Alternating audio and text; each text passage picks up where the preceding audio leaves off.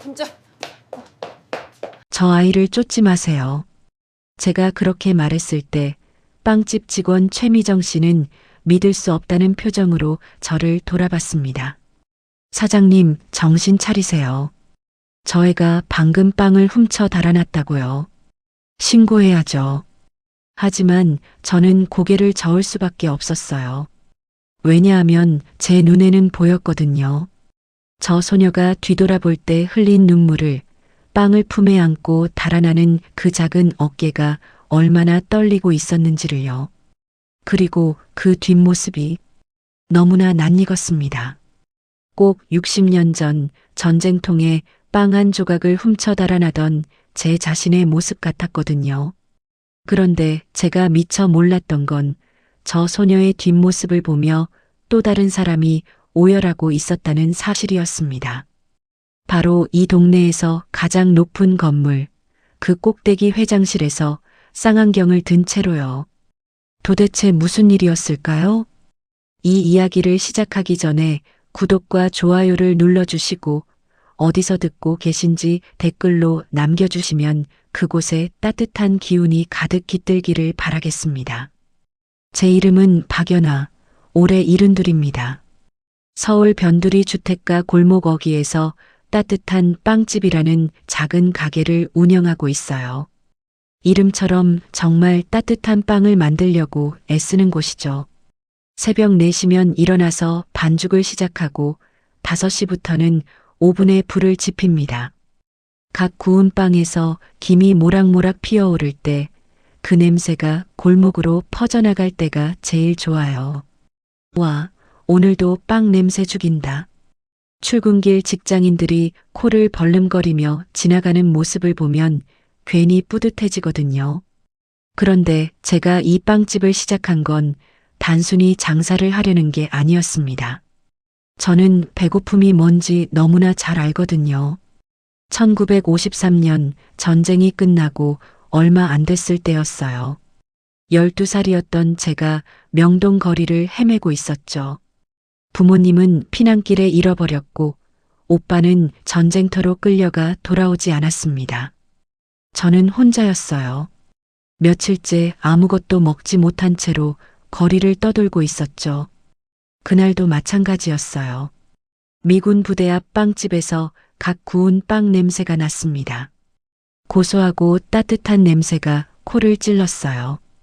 배에서는 꼬르륵 소리가 났고 다리는 후들거렸죠. 정신을 차려보니 제 손에 빵 2개가 들려 있었습니다. 빵집 주인 아저씨가 소리쳤어요. 저 계집애 잡아. 저는 정신없이 달렸습니다. 헐벗은 발에 자갈이 박혀도 무릎이 까져도 멈출 수 없었어요. 골목으로 또 골목으로 달려갔죠. 숨이 턱끝까지 차올랐지만 빵만은 놓을 수 없었습니다. 겨우 폐허가 된 건물 뒤에 숨어서 빵을 베어 물었어요. 눈물이 주르르 흘러내렸습니다. 맛있어서가 아니라 너무 비참해서였죠. 나는 도둑이 됐구나. 빵 하나 때문에. 그때의 그 참담함을, 그 서러움을 저는 평생 잊을 수가 없었습니다. 그래서 다짐했어요. 나중에 여유가 생기면 배고픈 사람들한테 빵을 나눠줘야지. 그 다짐을 지키려고 70대가 되어서도 이렇게 빵집을 하고 있는 겁니다. 3월 23일 목요일 오후 2시쯤이었어요. 점심시간이 지나고 손님이 뜸한 시간이었죠. 저는 카운터에서 내일 재료 주문서를 정리하고 있었고 직원 최미정 씨는 빵 진열대를 닦고 있었습니다. 그때였어요. 문을 열고 한 소녀가 들어왔습니다. 17쯤 되어 보이는 여학생이었어요. 교복은 아니고 후드 점퍼에 청바지 차림이었죠. 그런데 제 눈에 제일 먼저 들어온 건 그 아이의 운동화였습니다. 한때는 하얀색이었을 운동화가 온통 때가 묻어 잿빛으로 변해 있었고 밑창은 여기저기 헤어져 있었어요. 아이고, 저 운동화로 겨울을 났구나. 소녀는 가게 안으로 들어서자마자 멈칫했습니다. 마치 들어올까 말까 망설이는 것처럼요. 저는 가장 따뜻한 목소리로 말을 걸었어요. 어서 오세요. 뭐가 필요하세요? 소녀가 고개를 들었습니다. 그 순간 저는 깜짝 놀랐어요. 아이의 얼굴이 너무 창백했거든요. 입술은 바짝 말라 있었고 눈 밑에는 다크서클이 짙게 깔려 있었죠. 언제 제대로 먹어본 게 언제지? 저 아이는? 소녀는 가게 안을 천천히 둘러봤습니다. 유리 진열장 안에 가지런히 놓인 빵들을 하나하나 쳐다보는 눈빛이 애처로웠어요. 배고픔과 절박함이 그대로 드러나 있었거든요. 그런데 이상했습니다. 소녀의 손이 미세하게 떨리고 있었어요. 주먹을 꽉 쥐었다가 폈다가를 반복하고 있었죠. 제 옆에서 진열대를 닦던 최미정 씨가 작은 목소리로 말했습니다. 사장님, 저 애 좀 이상한데요. 계속 빵만 쳐다보고 있잖아요. 쉿, 조용히 해요. 고민 중인가 보죠. 저는 미정 씨를 제지하고 소녀를 계속 지켜봤어요. 소녀가 입술을 깨물었습니다. 그러더니 조심스럽게 카운터 쪽으로 다가왔어요. 저기, 목소리가 잠겨 있었습니다. 네, 말씀하세요. 이 크림빵이요. 얼마예요? 소녀가 가리킨 건 제일 저렴한 크림빵이었어요. 1,000원짜리였죠. 1,000원이에요. 아, 소녀의 어깨가 축 처졌습니다. 주머니에 손을 넣었다가 빼는 걸 보니 1,000원도 없는 모양이었어요. 그럼 괜찮습니다.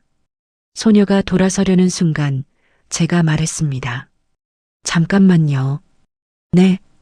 오늘 폐기할 빵들이 좀 있는데 가져가실래요? 어차피 버릴 건데. 사실 거짓말이었어요. 제 빵은 당일에 다 팔리는 편이거든요. 하지만 저는 그 아이의 눈빛을 외면할 수가 없었습니다. 소녀의 눈이 커졌어요. 정말요? 그래도 되나요? 그럼요. 잠깐만 기다려요.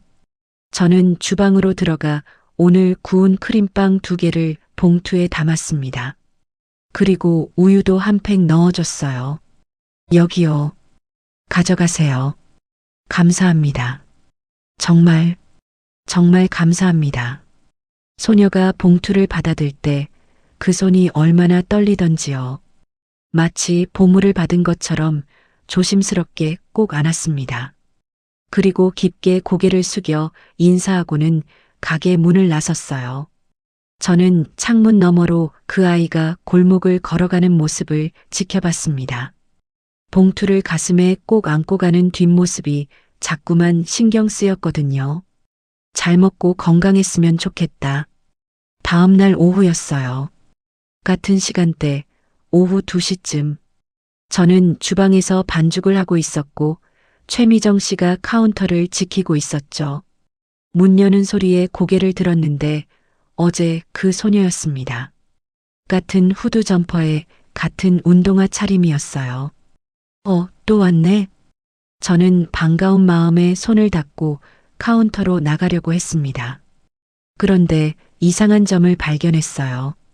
소녀가 가게 안으로 들어오자마자 유리 진열장 쪽을 힐끗 보더니 고개를 돌려 카운터 쪽을 확인했습니다. 최미정 씨가 잠깐 화장실에 간 사이였어요. 카운터에는 아무도 없었죠. 소녀의 눈빛이 변했습니다.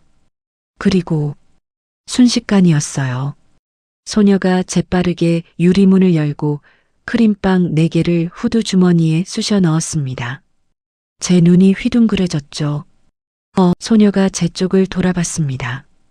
우리의 눈이 딱 마주쳤어요. 그 순간 저는 소녀의 눈에서 눈물이 주르륵 흘러내리는 걸 봤습니다. 죄송해요. 소녀가 잠긴 목소리로 말하더니 돌아서서 달리기 시작했습니다. 따르릉. 문이 거칠게 열렸고 소녀는 골목으로 사라졌어요. 바로 그때 화장실에서 나온 최미정 씨가 소리쳤습니다. 저 애 뭐야? 왜 달려가? 최미정 씨가 유리 진열장을 확인하더니 얼굴이 하얗게 질렸어요. 사장님, 크림빵 4개가 없어졌어요. 저 애가 훔쳐간 거예요. 최미정 씨가 가게 문을 박차고 나가려는 순간 제가 그의 팔을 붙잡았습니다. 미정 씨, 잠깐. 사장님, 놓치면 안 돼요. 빨리 쫓아가야죠. 쫓지 마세요. 네. 뭐라고요? 최미정 씨가 믿을 수 없다는 표정으로 저를 쳐다봤어요. 저 아이를 쫓지 마세요. 그냥 보내줘요. 사장님, 정신 차리세요. 도둑이라고요. 신고해야죠. 최미정 씨의 목소리가 높아졌습니다. 하지만 저는 고개를 저었어요. 왜냐하면 저는 봤거든요. 소녀가 달아나기 직전 뒤돌아보며 흘린 그 눈물을요. 그건 뻔뻔한 도둑의 눈물이 아니었습니다. 간절함과 미안함이 뒤섞인 어쩔 수 없었다는 절박함이 담긴 눈물이었어요. 그리고 그 뒷모습이 너무나 낯익었습니다. 꼭 60년 전 명동거리에서 빵을 훔쳐 달아나던 12살 박연화의 모습처럼요. 미정 씨, 제가 조용히 말했습니다. 저 아이는 나쁜 애가 아니에요. 그냥 배가 고팠던 거예요. 그래도 도둑질은 안 되죠. 최미정 씨가 발을 동동 굴렀습니다. 사장님, 이러시면 안 돼요. 오늘 봐주면 내일 또 와요. 소문나면 다른 애들도 따라해요. 저는 잠시 고민했습니다.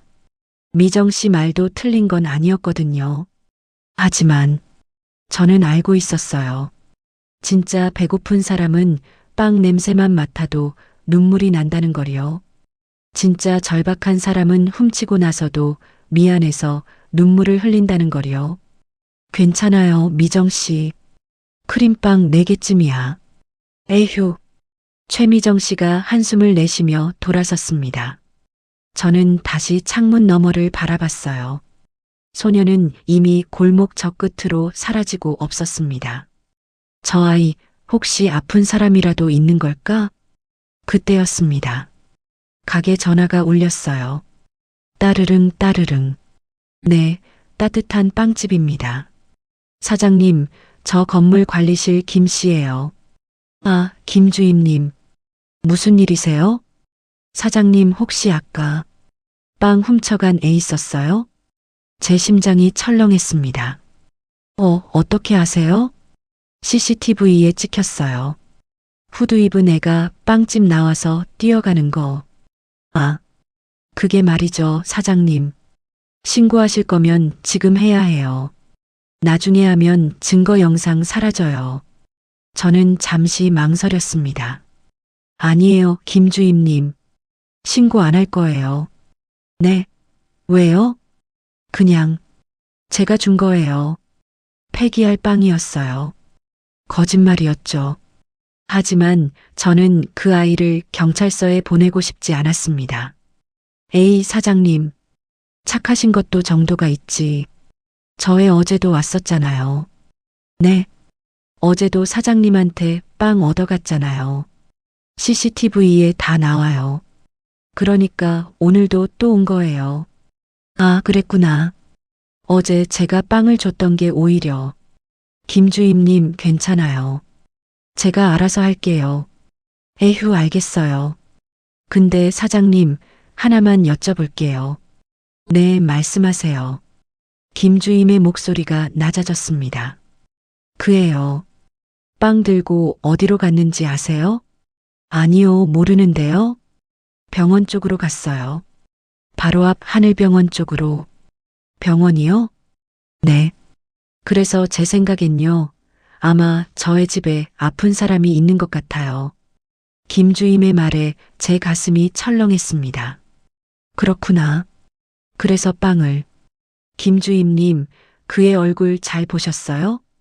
글쎄요, 후드를 깊게 눌렀어서 잘은 안 보이는데요. 근데 운동화가 특이하더라고요. 한쪽 밑창이 거의 떨어질 것 같던데. 저는 전화를 끊고 한참을 멍하니 서 있었습니다. 아픈 가족이 있어서 빵을 훔쳤다. 그렇다면 저 아이는 내일도 올까요? 그리고 만약 또 온다면 저는 어떻게 해야 할까요? 그때 최미정 씨가 다가와 말했습니다. 사장님, 근데 아까 뭐가 이상했는지 아세요? 뭐가요? 저희가 빵 훔쳐 달아날 때요. 건너편 건물에서 누가 쌍안경으로 지켜보고 있었어요. 네, 쌍안경이요? 네, 저 높은 건물 꼭대기층이요. 분명히 봤어요. 유리창에 반짝이는 게. 저는 고개를 들어 건너편을 바라봤습니다. 우리 빵집 맞은편에는 이 동네에서 가장 높은 건물이 있었어요. 20층짜리 오피스텔이었죠. 쌍안경으로 우리 가게를 지켜본다고? 그게 무슨 의미일까요? 그리고 그게 오늘 사건과 무슨 관계가 있을까요? 저는 알지 못했습니다. 그 건물 꼭대기층에서 70대 노인이 쌍안경을 내려놓고 책상에 엎드려 오열하고 있다는 사실을요. 그날 밤 저는 잠을 이룰 수가 없었습니다. 자꾸만 그 소녀의 뒷모습이 눈에 밟혔거든요. 빵을 품에 안고 달아나던 그 작은 어깨가, 낡아빠진 운동화가, 그리고 뒤돌아보며 흘린 눈물이. 내일 또 오면 어떡하지? 제 머릿속은 온통 그 생각뿐이었어요. 그리고 또 하나. 건너편 건물에서 쌍안경으로 지켜보던 사람은 대체 누구일까요? 왜 그 사람은 소녀가 빵을 훔치는 걸 지켜만 보고 있었던 걸까요? 그리고 왜 그 사람은 오열하고 있었던 걸까요? 이 모든 의문의 답은 다음 날, 그러니까 3월 25일 금요일 오후에 밝혀지게 됩니다. 다음 날 아침도 똑같이 시작됐습니다. 새벽 4시에 일어나서 반죽을 하고 5시부터 오븐에 불을 지폈어요.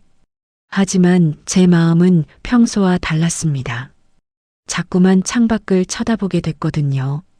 오늘도 올까? 저 아이가? 빵이 구워지는 동안 저는 창가에 서서 골목을 내다봤습니다.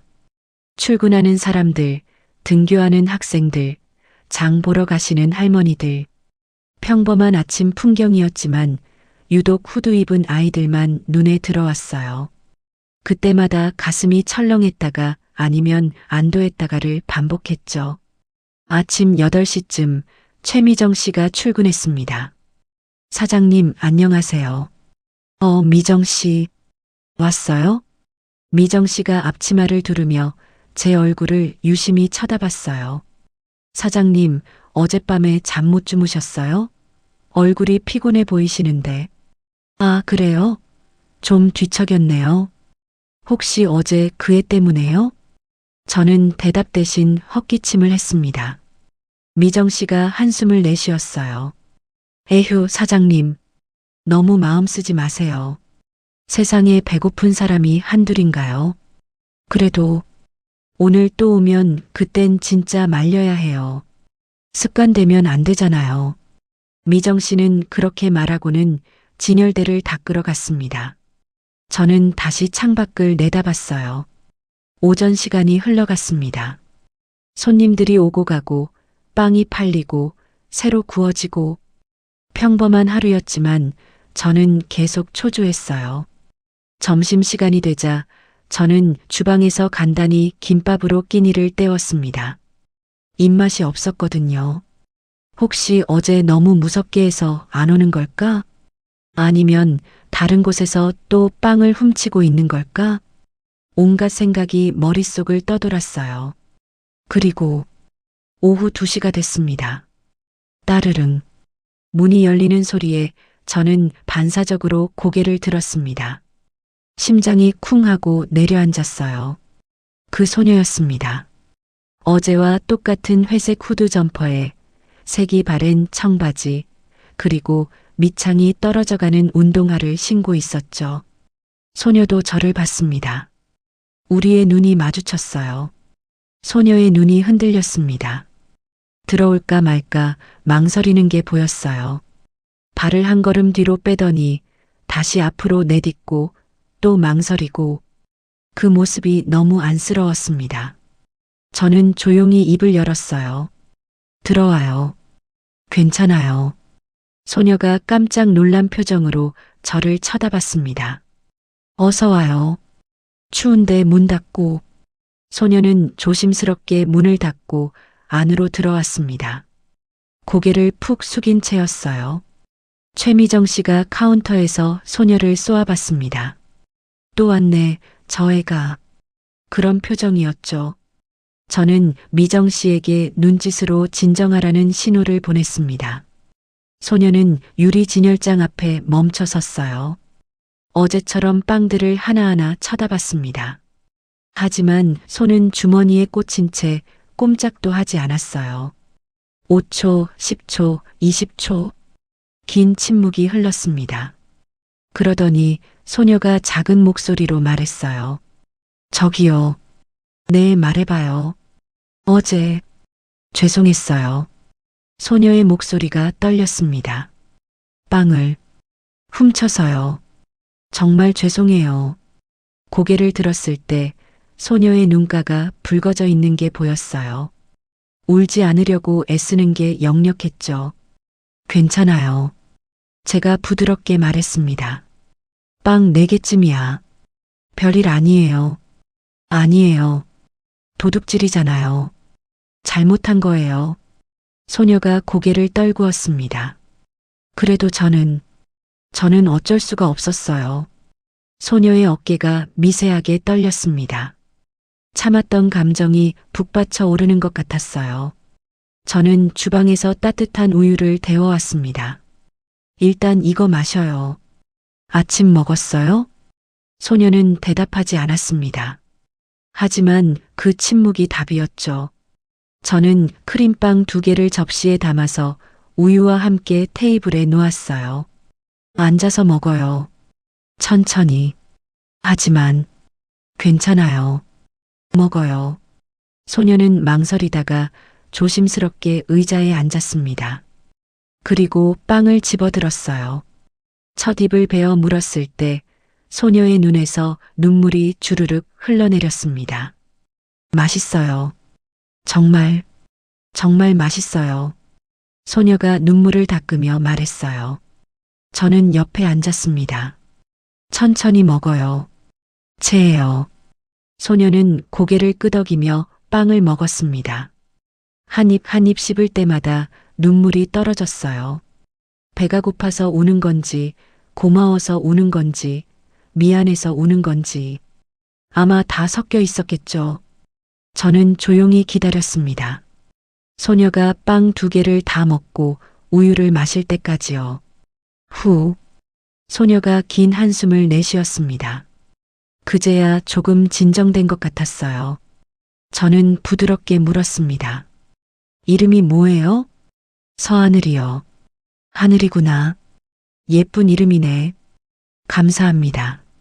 하늘아, 할머니가 하나만 물어볼게. 네. 집에 아픈 사람 있어요? 소녀의 몸이 굳었습니다. 고개를 확 들어 저를 쳐다봤어요. 어떻게 아세요? 빵을 들고 병원 쪽으로 갔다고 하더라고. 소녀의 얼굴이 창백해졌습니다. 저 감시당하고 있는 거예요? 아니야. 저는 황급히 손을 저었어요. 그냥 건물 관리하시는 분이 CCTV 보고 말씀해 주신 거야. 걱정돼서. 아. 소녀가 안도의 한숨을 내쉬었습니다. 그리고는 한참을 말없이 있다가 천천히 입을 열었어요. 엄마예요. 응? 병원에. 엄마가 입원해 계세요. 소녀의 목소리가 떨렸습니다. 엄마가 작년 겨울부터 아프셨어요. 하늘이가 테이블 위에 놓인 냅킨을 만지작거리며 말했습니다. 처음엔 그냥 감기인 줄 알았어요. 기침을 좀 하시길래. 근데 점점 심해지셨어요. 숨 쉬는 것도 힘들어 하시고 밤마다 기침 때문에 잠도 못 주무시고. 하늘이의 눈에 다시 눈물이 고였습니다. 결국 병원에 갔더니 폐렴이래요. 그것도 심한. 세상에. 입원하셔야 한대요. 근데 입원비가. 하늘이가 말을 잇지 못했어요. 고개를 떨구고 손으로 얼굴을 가렸습니다. 우리 엄마 혼자서 저랑 동생 키우셨거든요. 아빠는 제가 5살 때 돌아가셨어요. 그래서 엄마가 새벽부터 밤까지 일하셨어요. 식당에서 설거지 하시고 청소 일도 하시고 근데 아파서 일을 못 하시니까 돈이 없는 거예요.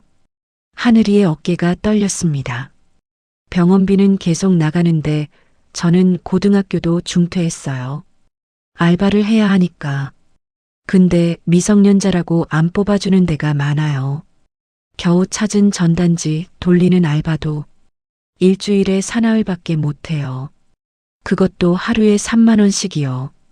제 가슴이 미어졌습니다. 그럼 동생은? 12살이에요. 초등학교 5학년.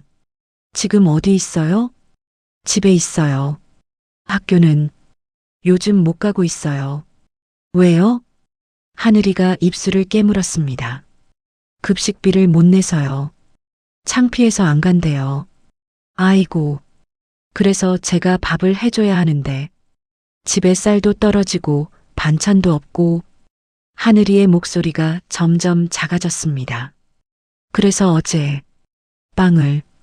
소녀가 더 이상 말을 잇지 못했어요. 테이블에 고개를 묻고 흐느끼기 시작했습니다. 죄송해요. 정말 죄송해요. 저도 도둑질이 나쁜 건 알아요. 하지만 동생이 너무 배고프다고 울어서 엄마한테는 말도 못해요. 엄마가 아프신데 걱정 끼쳐드리면 안 되잖아요. 소녀의 울음소리가 빵집 안에 울려 퍼졌습니다. 저는 하늘이의 떨리는 어깨를 가만히 안아줬어요. 60년 전 명동거리에서 혼자 울던 12살 소녀가 떠올랐습니다. 빵을 훔치고 나서 폐허 뒤에 숨어 울던 그 소녀가요. 괜찮아, 괜찮아. 저는 하늘이의 등을 토닥여줬습니다. 내가 잘못한 거 아니야. 괜찮아. 한참을 울던 하늘이가 겨우 진정했습니다. 빨갛게 부은 눈으로 저를 쳐다봤어요. 할머니, 저 어떻게 해야 해요? 그 눈빛이 너무 절박했습니다. 17살 소녀가 감당하기엔 너무 무거운 짐을 지고 있는 게 보였어요. 저는 하늘이의 손을 꼭 잡았습니다. 일단 오늘은 이거 가져가. 저는 주방으로 가서 커다란 봉투에 빵을 담기 시작했습니다. 크림빵, 단팥빵, 식빵, 샌드위치. 가방에 들어갈 만큼 가득 담았어요. 이거 가져가서 동생이랑 나눠 먹어. 그리고 내일도 와. 알았지? 할머니, 내일부터는 훔치지 말고 그냥 와. 할머니가 챙겨줄게.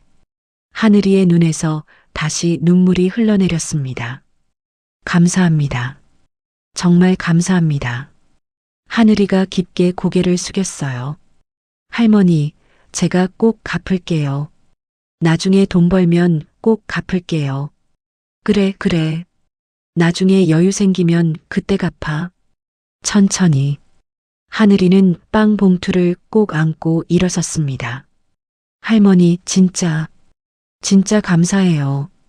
조심히 가. 그리고 엄마한테 안부 전해. 네. 하늘이가 빵집 문을 나섰습니다. 이번에는 뛰지 않았어요. 천천히 봉투를 소중하게 안고 걸어갔죠. 저는 창가에서 그 뒷모습을 지켜봤습니다. 하늘아, 힘내렴. 그때였습니다. 최미정 씨가 제 옆으로 다가왔어요. 사장님, 또 봐요. 뭐요? 저기요. 저 건물. 미정 씨가 건너편을 가리켰습니다. 20층짜리 오피스텔 꼭대기 층이었죠. 저기 또 쌍안경 들고 있어요. 어제도 봤는데 오늘도 저러고 있네. 제 눈을 가늘게 떴습니다. 햇빛 때문에 잘 보이지 않았지만 분명히 유리창에 무언가 반짝이는 게 보였어요. 정말 이상하지 않아요? 왜 저렇게 우리 가게를 지켜보는 거예요? 글쎄, 저도 궁금했습니다. 그게 누구일까요? 그리고 왜 하늘이를 지켜보고 있는 걸까요? 사장님, 혹시 스토커 아닐까요? 저의 위험한 거 아니에요? 스토커라기엔 나이가 많아 보이는데 어떻게 아세요? 창문이 열려 있을 때 잠깐 봤거든. 흰 머리에 이르는 넘어 보이던데. 일은? 미정 씨가 고개를 갸웃했습니다. 그럼 뭐 하는 사람이에요? 할아버지가 왜 여고생을 쌍안경으로 지켜봐요? 저도 알 수 없었습니다. 하지만 한 가지 확실한 건 그 사람이 단순히 구경만 하는 게 아니라는 거였어요. 어제 하늘이가 빵을 훔쳐 달아났을 때 그 사람은 분명히 봤을 겁니다. 그런데 신고도 하지 않고 말리지도 않고 그냥 지켜만 봤다는 거죠. 왜? 제 머릿속에 물음표만 가득했습니다. 오후 6시 가게 문을 닫을 시간이었어요. 하루 매출을 정리하고 남은 빵을 정리하고 내일 재료 주문서를 작성했습니다. 사장님, 저 먼저 들어갈게요. 그래요, 미정 씨. 수고했어요. 사장님도 일찍 들어가세요. 너무 무리하지 마시고. 알았어요. 미정 씨가 퇴근하고 나자 가게 안이 조용해졌습니다. 저는 의자에 앉아 오늘 있었던 일들을 곱씹어 봤어요. 하늘이의 이야기, 아픈 엄마, 어린 동생. 내가 할 수 있는 게 뭘까? 빵 몇 개 주는 걸로는 근본적인 해결이 안 되는데. 그때였습니다. 똑똑똑. 누군가 유리문을 두드렸어요. 고개를 들어보니 낯선 남자가 서 있었습니다. 60대쯤 되어 보이는 남자였어요. 깔끔한 정장에 넥타이를 맨 모습이 범상치 않아 보였죠. 죄송합니다만 문 닫았어요. 제가 문을 향해 말했습니다. 빵 사러 온 게 아닙니다. 남자가 정중하게 고개를 숙였어요. 박연아 사장님 맞으십니까? 네, 그런데요. 누구세요? 저는 강도연 회장님의 비서 정태수라고 합니다. 남자가 명함을 꺼내 보여줬어요. 명함에는 이렇게 적혀 있었습니다. 한강그룹 비서실 정태수. 한강그룹? 이 동네에서 가장 큰 기업이었어요. 건너편 20층 건물도 한강그룹 소유였죠. 한강그룹에서 왜 저를? 회장님께서 사장님을 뵙고 싶어 하십니다. 회장님이요? 왜요? 정 비서가 잠시 망설이더니 조심스럽게 말했습니다. 그건 회장님께서 직접 말씀하시겠다고 하셨습니다. 지금 당장요? 가능하시다면요. 회장님께서 건너편 사무실에 계십니다. 저는 유리창 너머로 건너편 건물을 바라봤습니다. 20층 꼭대기에 불이 켜져 있었어요. 쌍안경으로 지켜보던 사람이 한강그룹 회장? 갑자기 심장이 빠르게 뛰기 시작했습니다. 알겠습니다. 잠깐만 기다려주세요. 저는 서둘러 앞치마를 벗고 외투를 걸쳤습니다. 그리고 정비서를 따라 가게 문을 나섰어요. 건너편 건물까지는 걸어서 5분도 안 걸렸습니다. 로비에 들어서자 경비원이 정중하게 인사했어요. 비서님, 돌아오셨습니까? 응. 이분은 회장님 귀빈이야. 아, 네. 안내해 드리겠습니다. 엘리베이터를 타고 20층으로 올라갔습니다. 문이 열리자 호화로운 복도가 나타났어요. 양쪽 벽에는 값비싼 그림들이 걸려 있었고 바닥은 대리석으로 반질반질 빛났죠. 이쪽입니다. 정비서가 복도 끝 문을 열었습니다. 회장실. 문패가 보였어요. 저는 긴장한 마음으로 안으로 들어섰습니다. 넓은 회장실이었어요. 한쪽 벽은 통유리로 되어 있어서 골목이 훤히 내려다 보였습니다. 그리고 그 창가에 한 노인이 앉아 있었습니다. 어서 오십시오, 박연아 사장님. 노인이 천천히 일어나 저를 향해 고개를 숙였어요. 70 중반쯤 되어 보이는 노인이었습니다. 흰 머리를 깔끔하게 빗어 넘겼고 값비싼 양복을 입고 있었지만 눈가가 붉게 부어 있었어요. 울었던 흔적이 역력했습니다. 안녕하세요. 박연아입니다. 저도 어색하게 인사했어요. 앉으시죠. 강도연 회장이 소파를 권했습니다. 저는 조심스럽게 소파에 앉았어요. 회장도 제 맞은편에 앉았습니다. 잠시 침묵이 흘렀어요. 회장은 창밖을 바라보고 있었고 저는 무릎 위에 놓인 제 손을 내려다보고 있었죠. 차 한잔 하시겠습니까? 아, 네. 감사합니다. 정 비서가 따뜻한 차를 따라줬습니다. 저는 차를 한 모금 마시며 긴장을 풀려고 애썼어요. 박 사장님, 회장이 입을 열었습니다. 네, 회장님. 제가 오늘 사장님께 감사 인사를 드리고 싶어서 이렇게 모셨습니다. 감사 인사요? 네. 오늘 오후에 한 소녀에게 빵을 주셨죠. 제 심장이 철렁했습니다. 하늘이 이야기를 하고 계신 건가? 그 아이를 따뜻하게 대해주셔서 감사합니다. 회장의 목소리가 떨렸어요. 용서해 주셔서 감사합니다. 회장님, 혹시 그 아이를 아세요? 제가 조심스럽게 물었습니다. 회장은 대답 대신 천천히 고개를 들어 저를 바라봤어요. 그 눈에 눈물이 가득 고여 있었습니다. 박 사장님, 회장이 떨리는 목소리로 말했습니다. 그 아이가 제 손녀일지도 모릅니다. 네, 저는 귀를 의심했습니다. 지금 뭐라고 하신 거죠? 손녀, 한강그룹 회장의 손녀가 빵을 훔쳐 달아나고 있었다고요? 회장님, 그게 무슨... 정확하지는 않습니다. 회장이 손으로 얼굴을 가렸습니다. 하지만 그럴 가능성이 있습니다. 어떻게?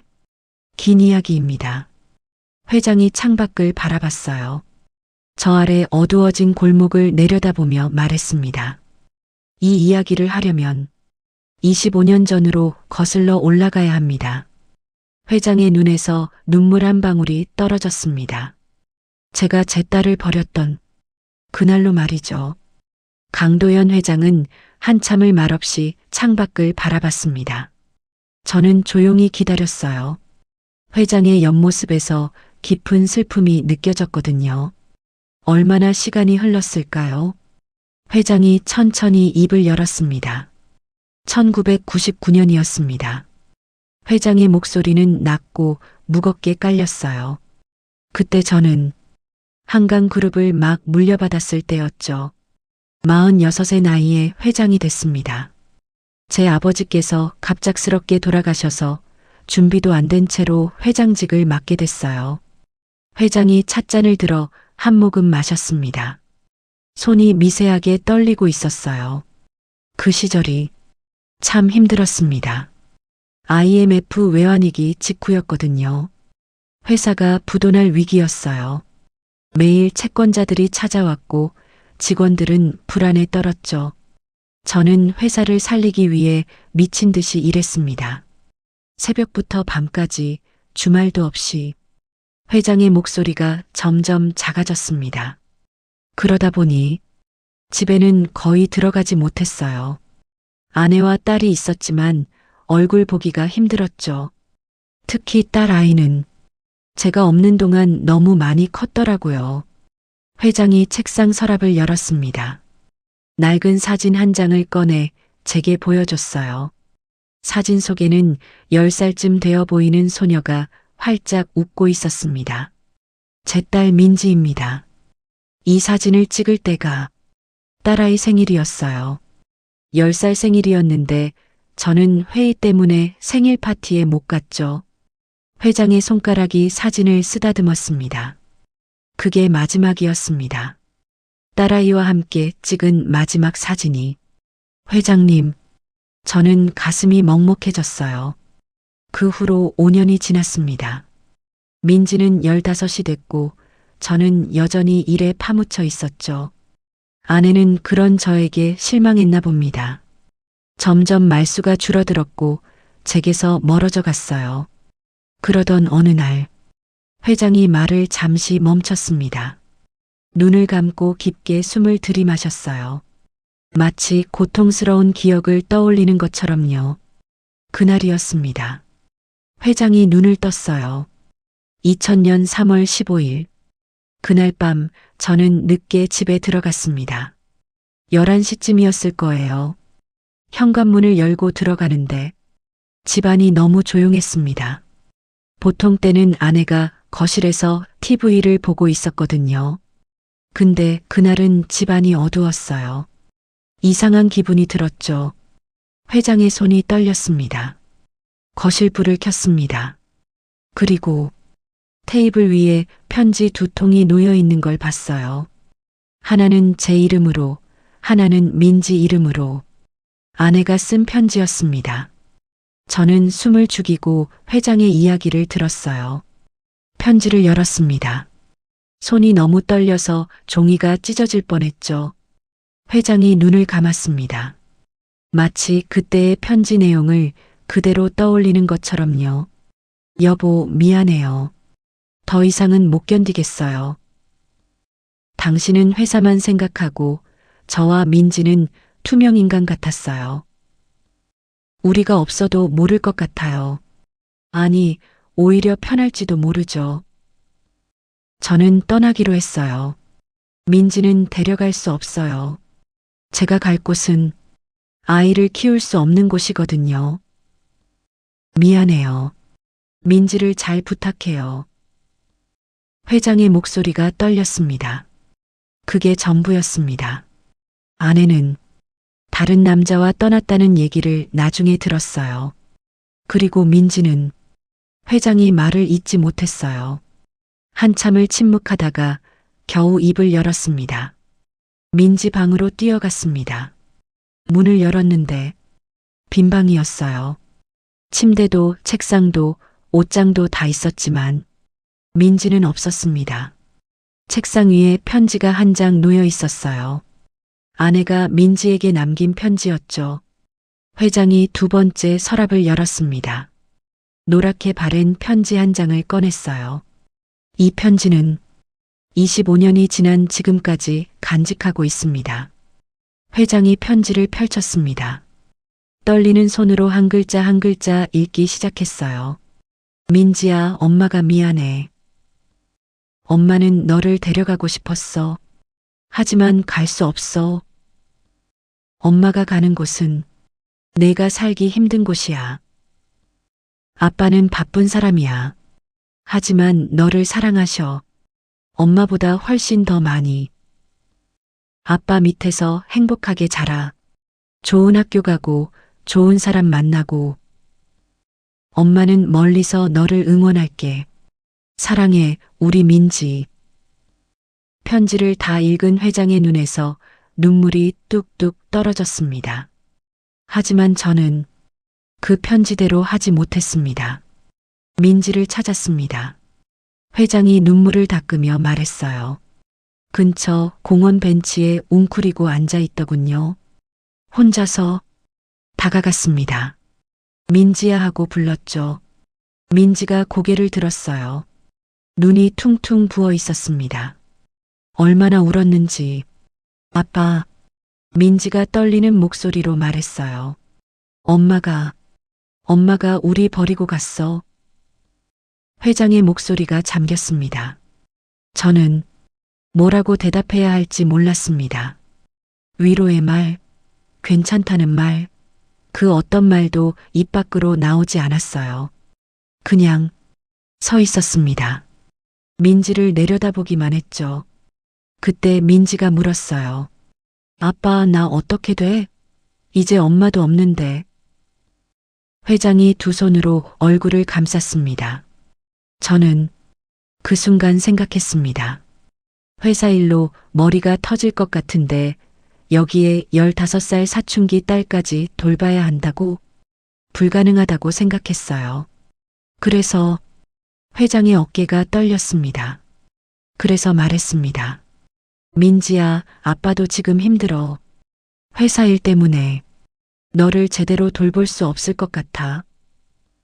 민지의 눈이 커졌어요. 믿을 수 없다는 표정으로 저를 쳐다봤죠. 그럼 나는? 저는 대답했습니다. 이모 댁에 가 있어. 아빠가 형편이 나아지면 그때 데려올게. 회장이 고개를 떨궜습니다. 거짓말이었습니다. 데려올 생각이 없었어요. 그냥 민지를 떠나보내고 싶었던 겁니다. 짐처럼 느껴졌던 거죠. 제 딸을. 저는 할 말을 잃었습니다. 회장의 고백이 너무 충격적이었거든요. 민지를 이모 집에 보냈습니다. 아내의 동생 집이었어요. 얼마나 있어야 해? 민지가 물었습니다. 조금만. 곧 데려올게. 저는 또 거짓말을 했죠. 민지는 작은 가방 하나만 들고 이모 손을 잡고 갔습니다. 뒤돌아보며 손을 흔들었어요. 아빠, 빨리 데리러 와. 하면서 회장의 목소리가 완전히 잠겼습니다. 한참을 말을 잇지 못하다가 겨우 입을 열었어요. 그게 제가 민지를 본 마지막이었습니다. 1년이 지났습니다. 회장이 계속 말을 이었어요. 민지는 이모 집에서 중학교를 다녔습니다. 가끔 전화가 왔어요. 아빠, 언제 데리러 와? 처음엔 밝은 목소리였죠. 하지만 저는 계속 미뤘습니다. 조금만 더 하면서 2년이 지났습니다. 전화가 뜸해졌어요. 아빠, 나 고등학교 입학했어. 민지의 목소리가 예전 같지 않았습니다. 3년이 지났습니다. 전화가 끊겼어요. 제가 먼저 걸지도 않았습니다. 괴로워서 회장이 창밖을 바라봤어요. 5년이 지나고 이모한테 연락이 왔습니다. 도연 씨, 민지가 가출했어요. 뭐라고요? 저는 깜짝 놀랐죠. 고등학교 졸업하고 나서 집을 나갔어요. 연락도 안 돼요. 왜요? 무슨 일이 있었어요? 이모가 한숨을 쉬었습니다. 민지가 아빠를 너무 원망했어요. 버림받았다고. 자기는 필요 없는 존재라고. 그렇게 말하더니 어느 날 짐 싸서 나가버렸어요. 회장의 주먹이 떨렸습니다. 저는 미친 듯이 찾았습니다. 탐정도 고용하고 경찰에도 신고하고 하지만 민지는 흔적도 없이 사라졌어요. 20년이 흘렀습니다. 20년 동안 단 한 번도 연락이 없었습니다. 생사조차 알 수 없었어요. 회장이 저를 똑바로 쳐다봤습니다. 눈에는 후회와 절망이 가득했어요. 박 사장님, 네, 회장님. 제가 얼마나 후회했는지 아십니까? 회장의 목소리가 떨렸습니다. 매일 밤 민지 생각을 했습니다. 어디서 뭘 하고 있을까? 밥은 먹고 있을까? 건강한가? 회사에서 성공했습니다. 돈도 많이 벌었죠. 이 건물도 지었고 명예도 얻었습니다. 하지만 다 무슨 소용입니까? 제 딸 하나 지키지 못했는데. 회장이 고개를 떨궜어요. 그러던 3개월 전이었습니다. 올해 1월이었어요. 회장이 말을 이었습니다. 제가 고용한 탐정에게서 연락이 왔습니다. 회장님, 따님을 찾았습니다. 회장의 눈이 반짝였어요. 20년 만에 소식을 들었습니다. 어디 있어요? 뭘 하고 있어요? 건강해요? 저는 숨도 제대로 쉴 수 없었죠. 탐정이 대답했습니다. 이 근처 하늘병원에 입원해 계십니다. 폐렴으로. 뭐라고요? 병원에? 네. 그리고 따님이 결혼을 하셨더군요. 딸이 둘 있습니다. 회장의 눈에서 눈물이 흘러내렸습니다. 딸이 둘. 그럼 제게는 손녀가 둘이나 있다는 얘기였죠. 당장 달려가고 싶었습니다. 병원으로 가서 민지를 만나고 싶었어요. 하지만 회장이 주먹을 쥐었습니다. 탐정이 말했습니다. 회장님, 조심하셔야 합니다. 따님의 상황이 좋지 않습니다. 무슨 말이요? 남편이 5년 전에 사고로 돌아가셨고 혼자서 두 딸을 키우고 계셨습니다. 생활고가 심각해요. 병원비도 제때 못 내고 있고 제 가슴이 무너져 내렸습니다. 제 딸이 그렇게 힘들게 살고 있었다니. 회장이 눈을 감았어요. 탐정이 덧붙였습니다. 그리고 회장님, 따님이 회장님을 많이 원망하고 계신 것 같습니다. 병원 기록에 보호자란에 회장님 이름이 없습니다. 연락처도 없고요. 간호사들 말로는 따님이 아버지 얘기만 나오면 얼굴을 돌리신다고. 회장의 어깨가 축 처졌어요. 그래서 저는 가지 못했습니다. 20년 만에 딸을 찾았는데도 만나러 갈 수가 없었어요. 어떤 얼굴로 가겠습니까? 버린 아버지가 이제 와서 나타난다고? 민지가 저를 받아줄 리 없었죠. 저는 회장의 고통이 느껴졌어요. 그래서 결정했습니다. 회장이 창가로 걸어갔습니다. 멀리서라도 지켜보기로요.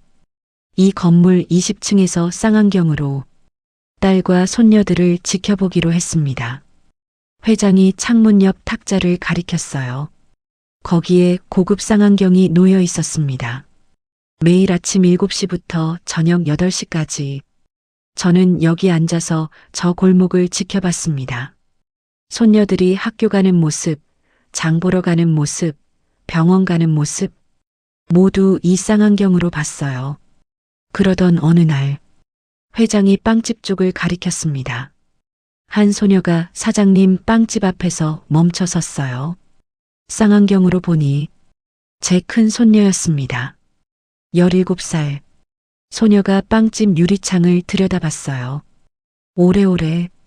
그리고는 고개를 돌려 가버리더군요. 다음 날도 그 다음 날도 매일 같은 시간에 빵집 앞에 섰습니다. 들어가지는 못하고 그냥 유리창만 보다가 가곤 했죠.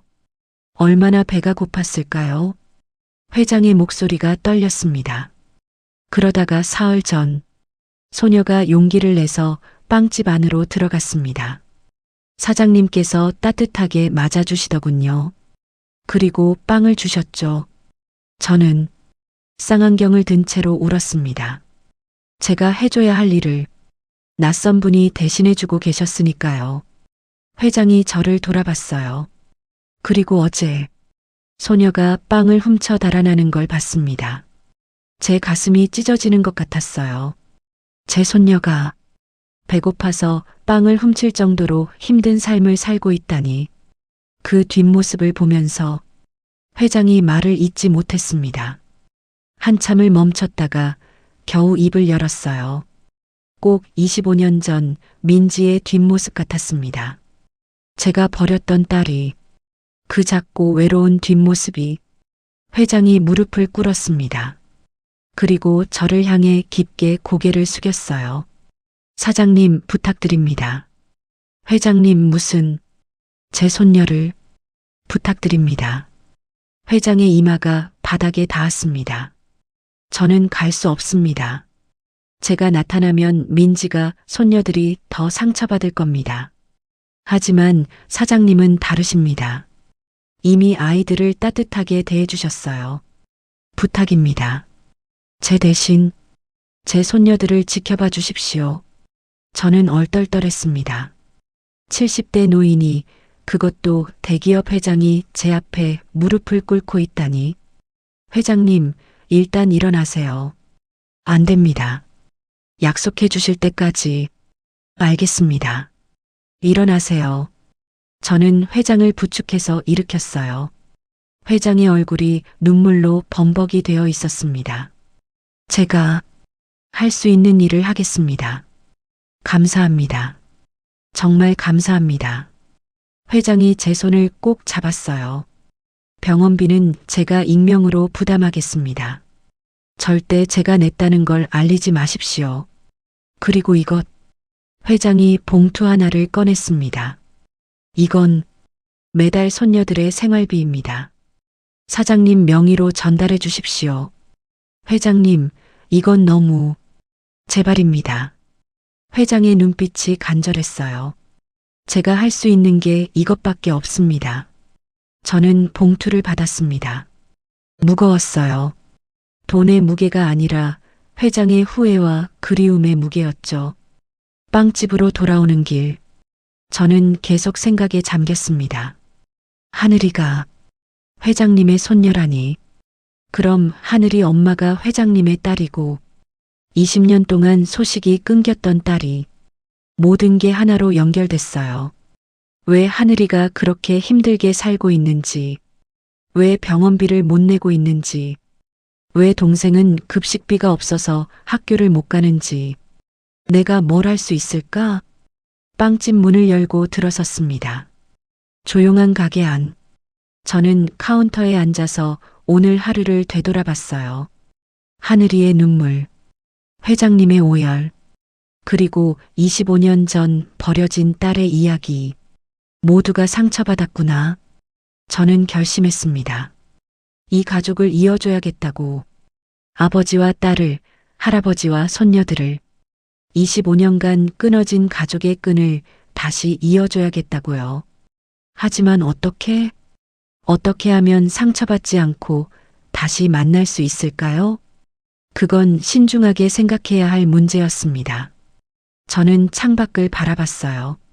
건너편 20층 건물 꼭대기에 불이 켜져 있었습니다. 회장님이 아직도 깨어 계시는 거겠죠. 손녀들을 걱정하며. 조금만 기다리세요, 회장님. 제가 길을 찾아볼게요. 달이 떠올랐습니다. 고요한 밤이었지만 제 마음은 무거웠어요. 내일부터 진짜 일이 시작될 테니까요. 다음 날 아침, 저는 평소보다 일찍 일어났습니다. 오늘은 특별히 준비할 게 있었거든요. 하늘이가 좋아할 만한 빵들을 가득 구웠어요. 크림빵, 단팥빵, 소시지빵, 그리고 특별히 샌드위치도 만들었죠. 동생 것까지 넉넉하게요. 시계를 보니 오후 1시. 하늘이가 올 시간이 1시간 남았습니다. 저는 카운터에 앉아 기다렸어요. 가슴이 두근거렸습니다. 오늘은 하늘이에게 조심스럽게 물어봐야 할 게 있었거든요. 엄마에 대해서, 그리고 혹시 할아버지에 대해 들어본 적이 있는지. 하지만 너무 직접적으로 물으면 안 됐어요. 상처를 건드릴 수 있으니까요. 천천히 조심스럽게. 그때였습니다. 따르릉. 문이 열렸어요. 하지만 들어온 사람은 하늘이가 아니었습니다. 12살쯤 되어 보이는 어린 소녀였죠. 낡은 옷에 머리는 단정하지 못했지만 눈만은 또렷하게 빛나고 있었어요. 저기요. 소녀가 조심스럽게 말했습니다. 혹시 우리 언니 여기 왔었나요? 제 심장이 쿵 하고 뛰었습니다.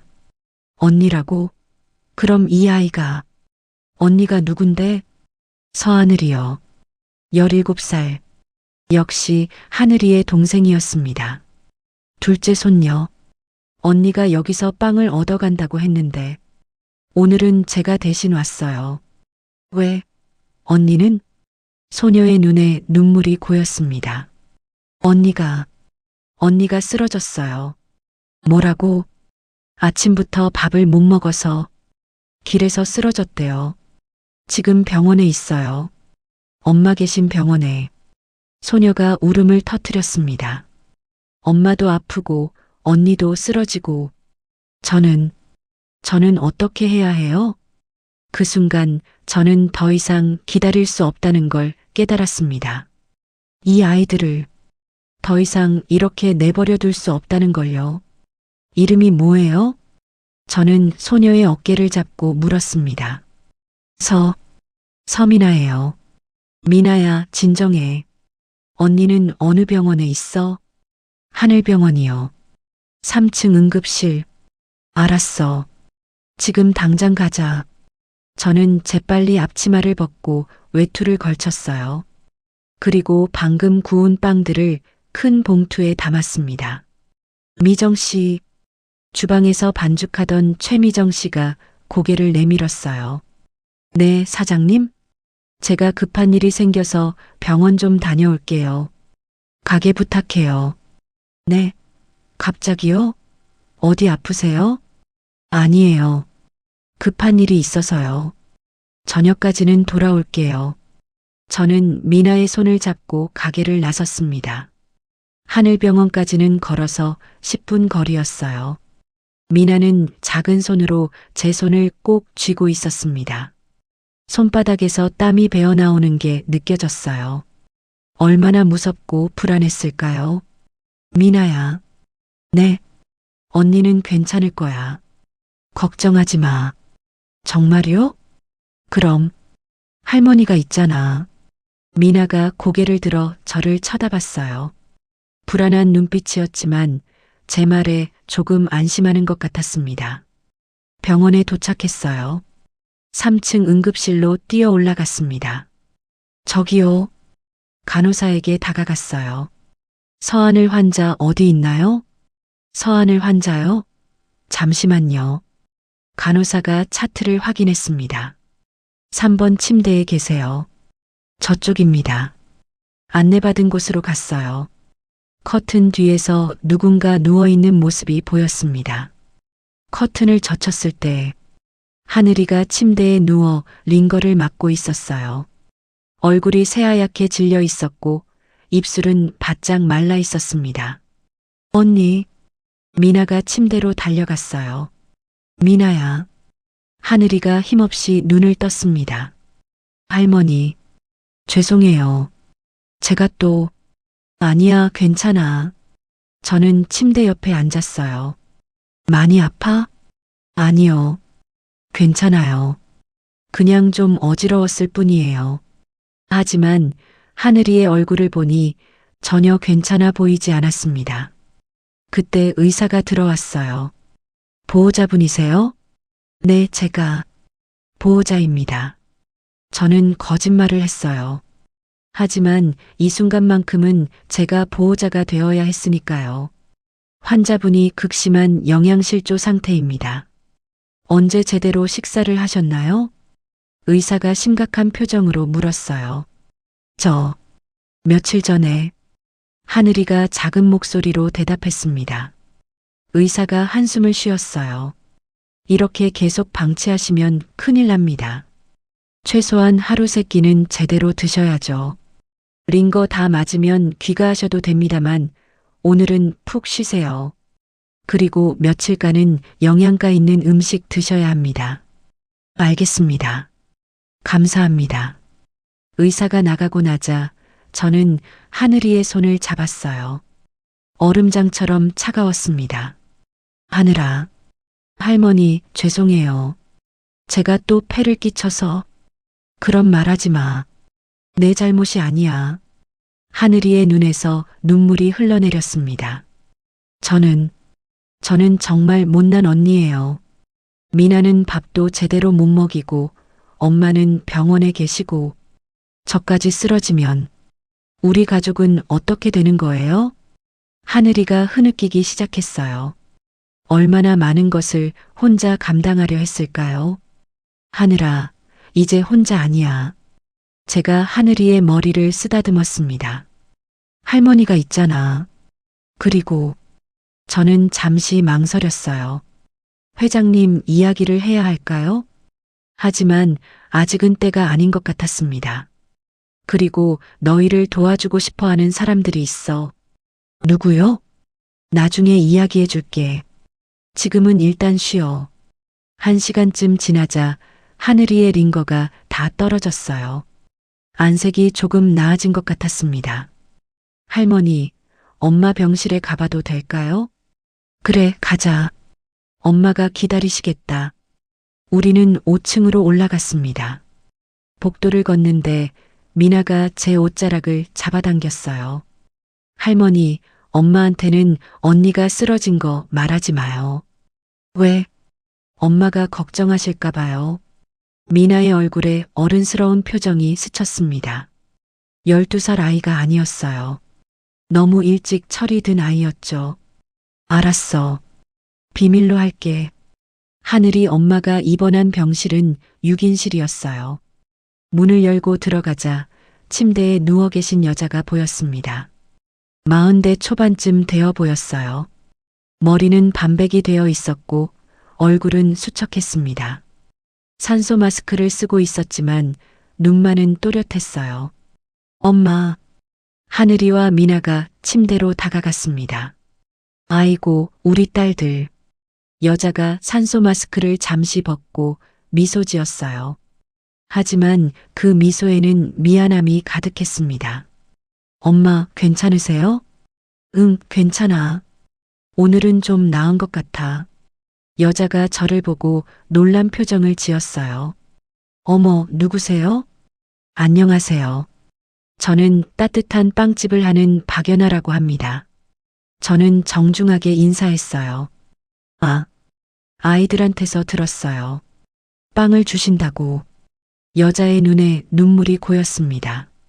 정말 감사합니다. 어떻게 보답해야 할지. 괜찮습니다. 제가 좋아서 하는 일이에요.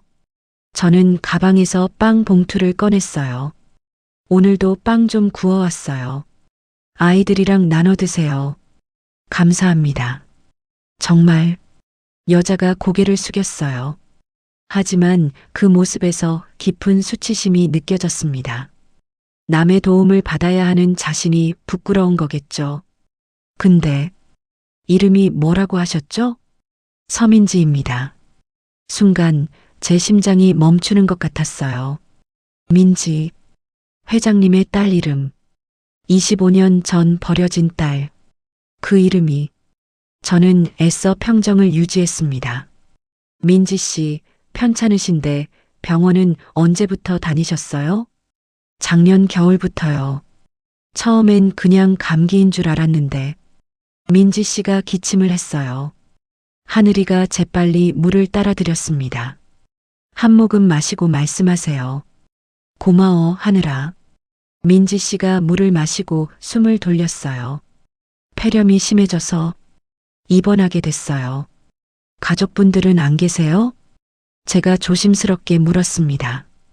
민지 씨의 표정이 굳어졌어요. 없어요. 부모님도요? 민지 씨가 고개를 돌렸습니다. 엄마는 제가 어렸을 때 떠나셨고 아빠는. 민지 씨가 말을 잇지 못했어요. 한참을 침묵하다가 작은 목소리로 말했습니다. 없는 거나 마찬가지예요. 그 목소리에는 깊은 원망이 서려 있었어요. 아빠가 저를 버렸거든요. 민지 씨가 천장을 바라봤습니다. 15살 때였어요. 민지 씨의 목소리가 떨렸어요.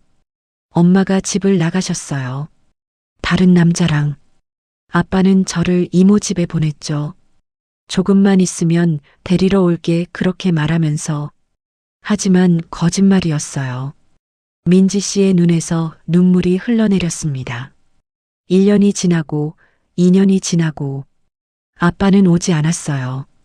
전화도 점점 뜸해졌죠. 저는 알았어요. 아빠가 저를 버린 거라는 걸. 민지 씨가 손으로 눈물을 닦았어요. 이모 집에서 중학교, 고등학교를 다녔어요. 이모는 잘해주셨지만 저는 항상 눈치가 보였어요. 남의 집 아이잖아요. 아무리 잘해줘도 진짜 가족은 아니니까. 고등학교 졸업하고 집을 나왔어요. 혼자서 살기 시작했죠. 공장에서 일하고 식당에서 일하고 그러다가 남편을 만났어요. 착한 사람이었죠. 민지 씨가 하늘이와 미나를 바라봤어요. 하늘이를 낳고 미나를 낳고 행복했어요.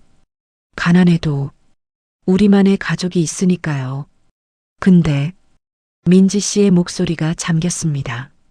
5년 전 남편이 사고로 죽었어요. 공사장에서 일하다가. 민지 씨가 더 이상 말을 잇지 못했어요.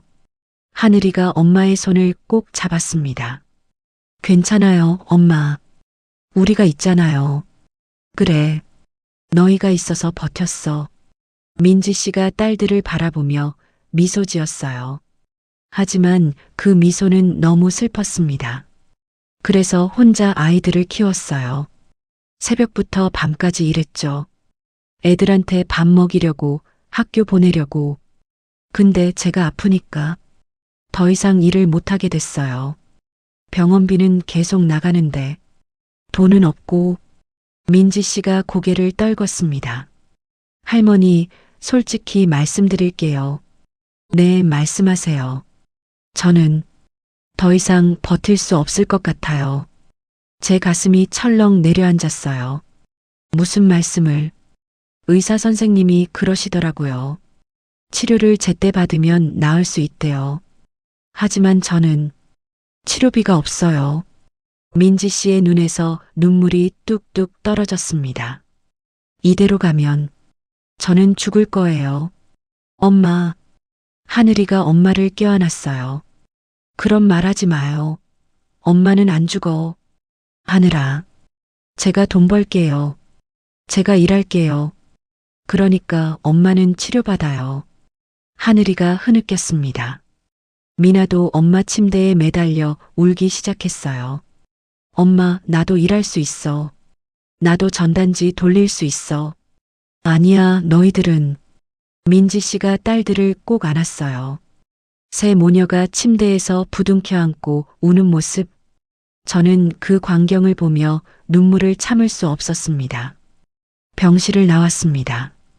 복도 벤치에 앉아서 한참을 생각했어요. 더 이상 미룰 수 없어. 회장님께 말씀드려야 해. 저는 휴대폰을 꺼냈습니다. 회장님께서 주신 명함에 적힌 번호로 전화를 걸었어요. 여보세요? 정 비서의 목소리였습니다. 저 박연아입니다. 회장님과 통화할 수 있을까요? 아, 사장님. 잠시만 기다리세요. 잠시 후 회장님의 목소리가 들렸어요. 박 사장님, 무슨 일이십니까? 회장님, 지금 당장 하늘병원으로 오실 수 있으세요? 병원이요? 무슨 일이? 따님을, 민지 씨를 만나셔야 합니다. 전화기 너머로 침묵이 흘렀어요. 회장님의 숨소리만 들렸습니다. 회장님? 민지를요? 회장님의 목소리가 떨렸어요. 네. 더 이상 미룰 수 없습니다. 하지만 제가 나타나면 민지가. 회장님, 저는 단호하게 말했습니다. 따님이 위험합니다. 치료를 제대로 받지 못하면 돌아가실 수도 있어요. 뭐라고요? 회장님의 목소리가 높아졌어요. 지금 당장 가겠습니다. 어느 병실입니까? 5층 507호입니다. 알겠습니다. 전화가 끊어졌어요. 저는 다시 병실로 돌아갔습니다. 민지 씨는 딸들과 함께 빵을 나눠 먹고 있었어요. 할머니 왔어요? 응, 미나야. 저는 민지 씨를 바라봤습니다. 민지 씨, 제가 한 분을 모셔올 거예요. 누구요? 나중에 오시면 말씀드릴게요. 민지 씨가 고개를 갸웃했지만 더 묻지 않았어요. 20분쯤 지났을까요? 복도에서 발걸음 소리가 들렸습니다. 저는 일어나서 문 쪽으로 갔어요. 복도를 보니 강도연 회장이 정 비서와 함께 걸어오고 있었습니다. 회장의 걸음이 빨랐어요. 하지만 병실 앞에서 멈췄습니다. 문을 쳐다보며 서 있더니 손이 떨리기 시작했어요. 회장님, 괜찮으세요? 회장이 말을 잇지 못했습니다. 25년 만에 민지를 보는 건데 뭐라고 말해야 할지 모르겠습니다. 회장의 눈에 눈물이 고였어요. 그냥 솔직하게 말씀하세요. 제가 회장의 어깨를 토닥였습니다. 미안하다고, 사랑한다고. 회장이 고개를 끄덕였어요. 그리고 떨리는 손으로 문을 열었습니다. 문이 열렸을 때 민지 씨가 고개를 들었어요. 그리고 문 앞에 선 노인을 봤습니다. 순간 민지 씨의 얼굴이 굳어졌어요. 빵을 든 손이 멈췄습니다. 아빠? 민지 씨의 목소리가 떨렸어요. 회장이 한 걸음 들어섰습니다. 민지야. 왜 여기 있어요? 민지 씨의 목소리가 차가워졌어요. 민지야, 나는 나가요. 민지야, 나가라고요. 민지 씨가 소리쳤습니다. 그러다가 격하게 기침을 했어요. 엄마, 하늘이가 엄마를 부축했습니다. 괜찮아, 괜찮아. 민지 씨가 숨을 돌리며 회장을 노려봤어요. 25년 만에. 이제 와서 뭐하러 왔어요? 민지야, 미안하다. 회장이 무릎을 꿇었습니다. 아빠가 잘못했다. 아빠가 너를 버렸어. 이제 알아요? 민지 씨의 목소리가 차갑게 식었어요. 25년 동안 뭐 하셨어요? 왜 이제 와요? 미안하다, 민지야. 정말 미안하다. 회장의 눈에서 눈물이 주르륵 흘러내렸습니다. 아빠는 겁이 많은 사람이었어. 당시에는 회사 살리기에 급급해서 너를 돌볼 자신이 없었어. 그래서 이모 집에 보냈지만 나중에 데려오려고 했어. 진짜야. 거짓말. 민지 씨가 고개를 돌렸어요. 거짓말이에요. 한 번도 날 찾지 않았잖아요. 아니야, 민지야. 회장이 앞으로 기어갔어요. 너를 찾았어. 내가 가출하고 나서 20년 동안 계속 찾았어. 탐정을 고용하고 경찰에 신고하고. 하지만 찾을 수 없었어. 너는 흔적도 없이 사라졌으니까. 민지 씨의 몸이 미세하게 떨렸어요. 그래서 3개월 전에 겨우 찾았어. 3개월 전? 이 병원에 입원했다는 소식을 들었어. 회장이 일어나서 창문 쪽을 가리켰어요. 저기 보이는 건물 알지? 20층짜리 건물. 저 건물 꼭대기에서 매일 쌍안경으로 너희를 지켜봤어. 뭐라고요? 민지 씨의 눈이 커졌어요. 너를 만나고 싶었지만 갈 수 없었어. 내가 날 원망할 거라는 걸 알았으니까. 그래서 멀리서라도 지켜보기로 했어. 너와 손녀들을. 회장이 하늘이와 미나를 바라봤어요. 우리 손녀들이 얼마나 예쁘게 컸는지, 얼마나 착한지, 그리고 얼마나 힘들게 살고 있는지 다 봤어. 회장의 목소리가 떨렸습니다.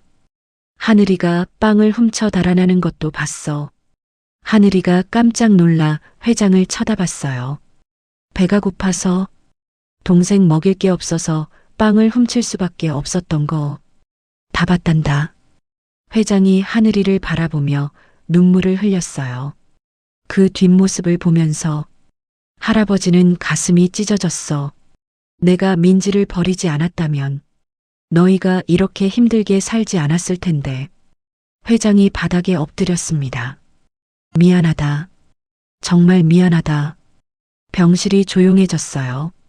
민지 씨는 침대에 앉아 회장을 내려다봤습니다. 한참을 말없이 있다가 일어나요. 민지 씨가 차갑게 말했어요. 민지야, 일어나라고요. 보기 싫어요. 민지야, 제발. 그만 가요. 다시는 우리 앞에 나타나지 마요. 민지 씨가 고개를 돌렸습니다. 회장이 천천히 일어섰어요. 어깨가 축 처져 있었습니다. 알겠다. 회장이 문 쪽으로 걸어갔습니다. 하지만 문 앞에서 멈췄어요. 민지야, 아빠가 할 수 있는 게 이것밖에 없구나. 회장이 정비서에게 눈짓했어요. 정비서가 서류 봉투를 꺼냈습니다. 이건 내 병원비야. 앞으로 필요한 모든 치료비를 아빠가 부담할 거야. 필요 없어요.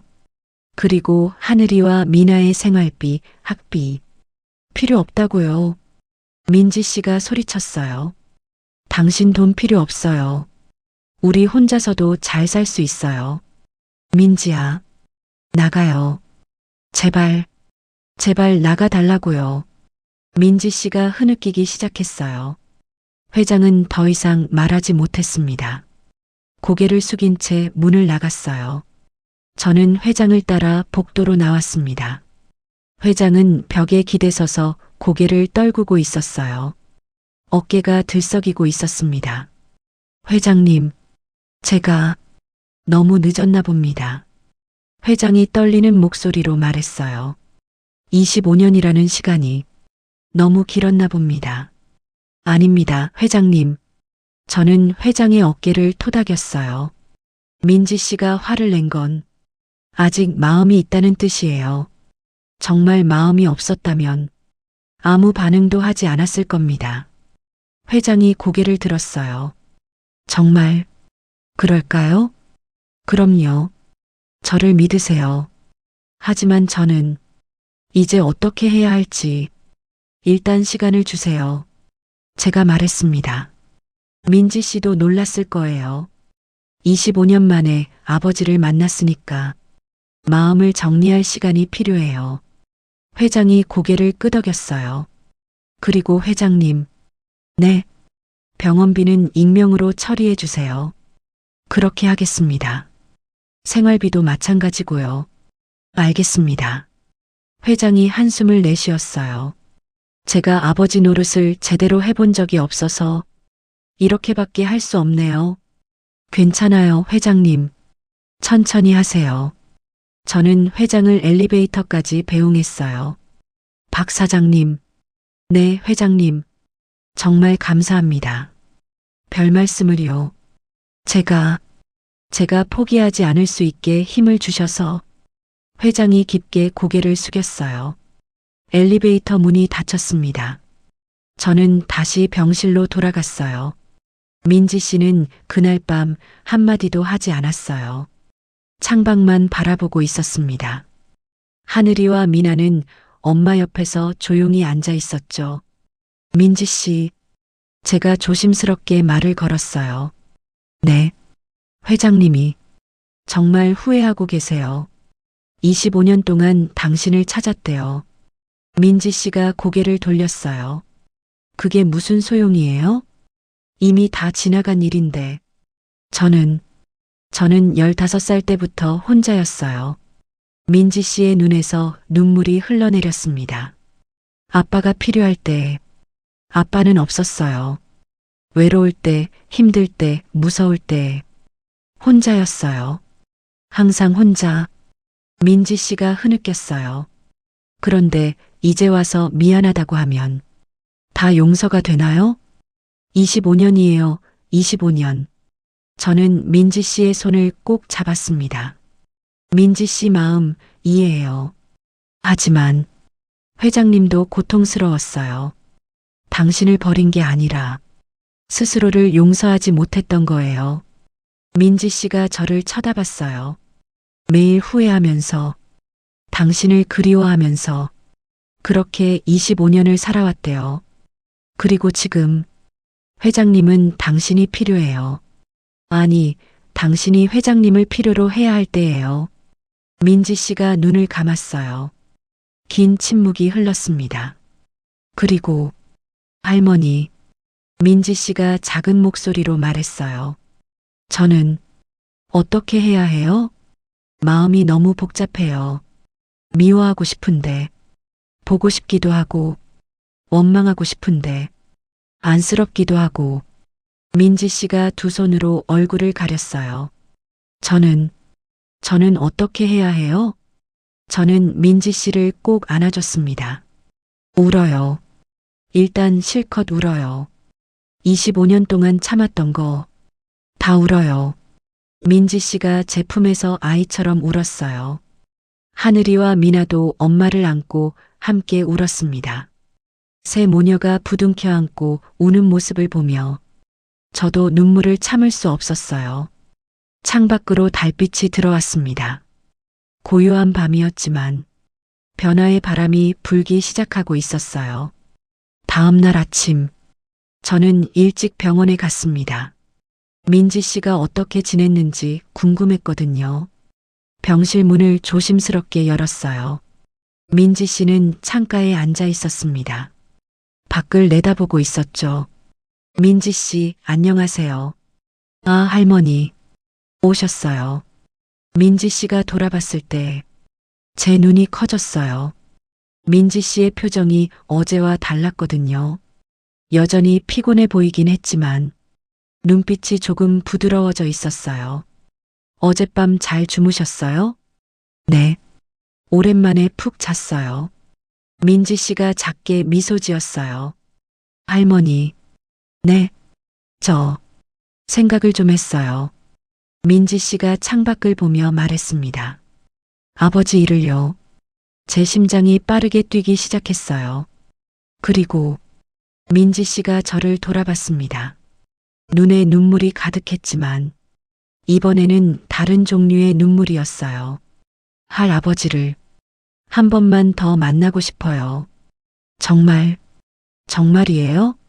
저는 믿을 수 없다는 표정으로 민지 씨를 바라봤습니다. 네. 민지 씨가 고개를 끄덕였어요.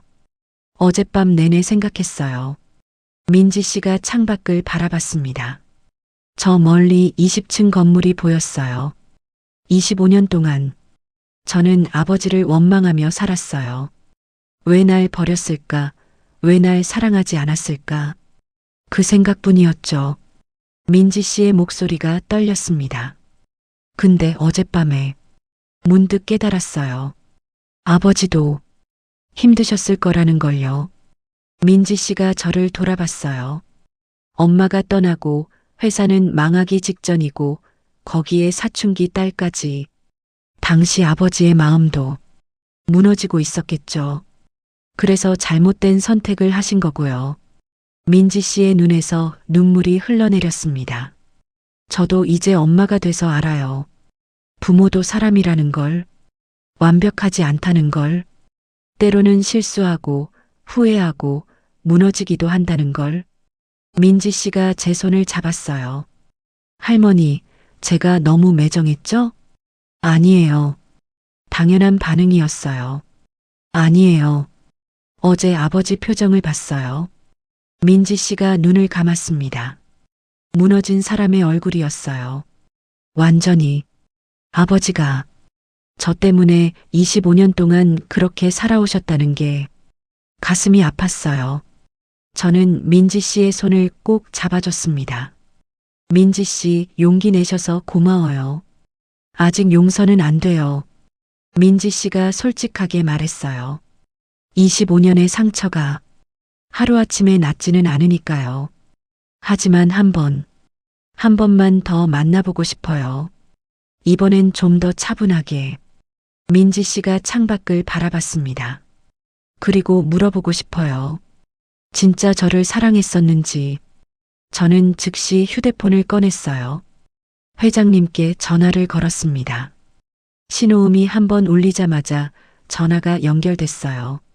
여보세요, 박 사장님. 회장님의 목소리였습니다. 피곤한 목소리였어요. 아마 어젯밤 한숨도 못 주무셨겠죠. 회장님, 저예요. 무슨 일이십니까? 민지 씨가 다시 만나고 싶어 하세요. 전화기 너머로 숨소리가 멈췄습니다. 잠시 침묵이 흐르더니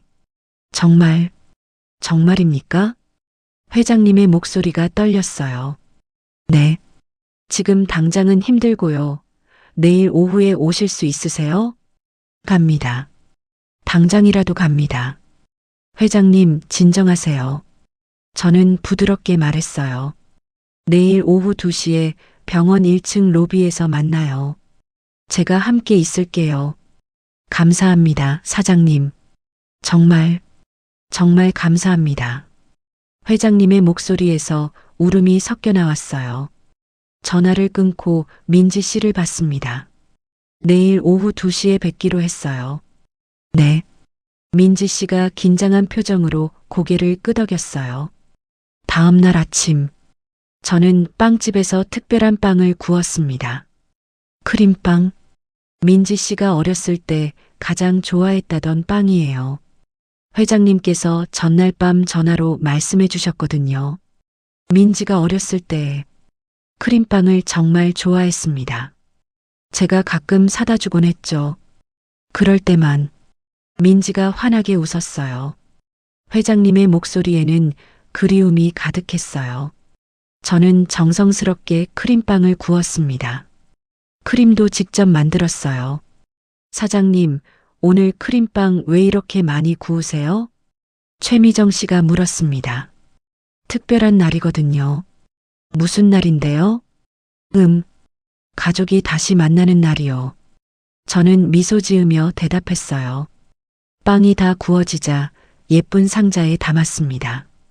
리본도 정성스럽게 묶었어요. 오후 1시, 저는 병원으로 향했습니다. 병실에 도착하니 민지 씨가 침대에 앉아 있었어요. 평소와 달리 단정하게 머리를 빗고 있었습니다. 민지 씨, 준비되셨어요? 네. 근데 할머니, 민지 씨가 불안한 표정으로 저를 봤어요. 제가 뭐라고 말해야 할지 모르겠어요. 괜찮아요. 마음 가는 대로 말하면 돼요. 만약 제가 또 화를 내면 어떡해요? 그것도 괜찮아요. 솔직한 게 중요해요. 저는 민지 씨의 손을 잡았습니다. 회장님은 그냥 딸을 보고 싶으신 거예요. 화를 내든 울든 뭐든 그냥 함께 있고 싶으신 거죠. 민지 씨가 고개를 끄덕였어요. 하늘아, 미나야. 민지 씨가 딸들을 불렀습니다. 너희도 같이 갈래? 할아버지 보러요? 하늘이가 조심스럽게 물었어요. 응, 너희 할아버지시니까. 가고 싶어요. 하늘이가 바로 대답했습니다. 저도요. 미나도 고개를 끄덕였어요. 우리는 함께 1층 로비로 내려갔습니다. 오후 2시 정각, 로비 한쪽 벤치에 앉아 기다렸습니다. 민지 씨는 계속 손을 만지작거렸어요. 긴장한 게 보였습니다. 하늘이와 미나는 엄마 양옆에 앉아서 엄마 손을 꼭 잡아주고 있었어요. 할머니, 저 사람이에요? 미나가 로비 입구를 가리켰습니다. 고개를 돌리니 강도연 회장이 정 비서와 함께 들어오고 있었어요. 회장님은 어제와 달리 평상복을 입고 계셨습니다. 정장 대신 편안한 스웨터에 바지, 마치 동네 산책 나온 할아버지 같았어요. 손에는 큰 쇼핑백을 들고 계셨습니다. 회장님이 우리를 발견했어요. 발걸음이 느려졌습니다. 그리고 3미터쯤 떨어진 곳에서 멈췄어요. 민지 씨와 눈이 마주쳤습니다. 민지야. 회장님이 떨리는 목소리로 불렀어요. 아빠. 민지 씨도 떨리는 목소리로 대답했습니다. 두 사람은 한참을 그렇게 서로를 바라봤어요. 말없이 그냥 바라만 봤습니다. 회장님의 눈에서 눈물이 흘러내렸어요. 어제는 놀래켜서 미안했다. 아니에요. 제가 너무 심하게 대했어요. 아니야. 내 마음 이해해. 회장님이 천천히 다가왔습니다. 한 걸음 한 걸음. 그리고 민지 씨 앞에 섰어요. 민지야. 많이 아프니? 괜찮아요. 의사 선생님한테 들었어. 폐렴이 심하다고. 치료 잘 받으면 나아요. 그래. 꼭 나아야 해. 회장님이 민지 씨의 손을 잡으려다가 망설였습니다. 손을 뻗었다가 다시 걷었다가를 반복했어요. 민지 씨가 먼저 손을 내밀었습니다. 아빠. 회장님이 민지 씨의 손을 꼭 잡았어요. 그리고 더 이상 참지 못하고 민지 씨를 껴안았습니다. 민지야. 우리 민지. 아빠. 두 사람이 부둥켜 안고 울었어요. 25년 만에 포옹이었습니다. 로비에 있던 사람들이 우리를 쳐다봤어요. 하지만 아무도 신경 쓰지 않았습니다. 하늘이와 미나도 눈물을 흘리고 있었어요. 저도 눈물을 참을 수 없었습니다. 얼마나 시간이 흘렀을까요? 회장님이 천천히 민지 씨를 놓았습니다. 그리고 손수건으로 민지 씨의 눈물을 닦아줬어요. 울지 마. 몸에 안 좋아. 아빠도 우시잖아요. 아빠는 늙어서 눈물이 많아졌어. 회장님이 웃으며 자신의 눈물도 닦았어요. 그리고 하늘이와 미나를 바라봤습니다. 우리 손녀들. 회장님이 무릎을 꿇었어요. 하늘이와 미나의 눈높이에 맞췄습니다. 할아버지야. 처음 보는 거지? 하늘이와 미나는 긴장한 표정으로 회장님을 쳐다봤어요. 할아버지가 너희를 많이 보고 싶었어. 회장님의 목소리가 떨렸습니다. 하늘아, 네. 빵을 훔쳤을 때 할아버지가 봤어. 하늘이의 얼굴이 빨개졌어요. 미안해. 배고파서. 아니야. 회장님이 고개를 저었어요. 내가 미안해할 일이 아니야. 할아버지가 미안해. 너희를 이렇게 힘들게 만들어서. 할아버지가 제대로 할아버지 노릇을 못해서. 회장님이 쇼핑백을 열었습니다. 안에는 예쁘게 포장된 상자들이 가득 들어 있었어요. 이건 너희한테 주고 싶은 선물이야. 회장님이 상자들을 하나씩 꺼냈습니다. 하늘이 거. 첫 번째 상자는 새 운동화였어요. 하얀색 운동화. 반짝반짝 빛나는. 할아버지가 봤어. 내 운동화 밑창이 떨어져 가는 거. 가슴이 아팠단다. 하늘이가 운동화를 받아들고 눈물을 흘렸습니다. 그리고 미나 거. 두 번째 상자는 따뜻한 패딩 점퍼였어요. 겨울에 얇은 옷 입고 다니는 거 봤어. 감기 걸릴까봐 걱정했어. 미나도 눈물을 흘리며 점퍼를 꼭 안았어요.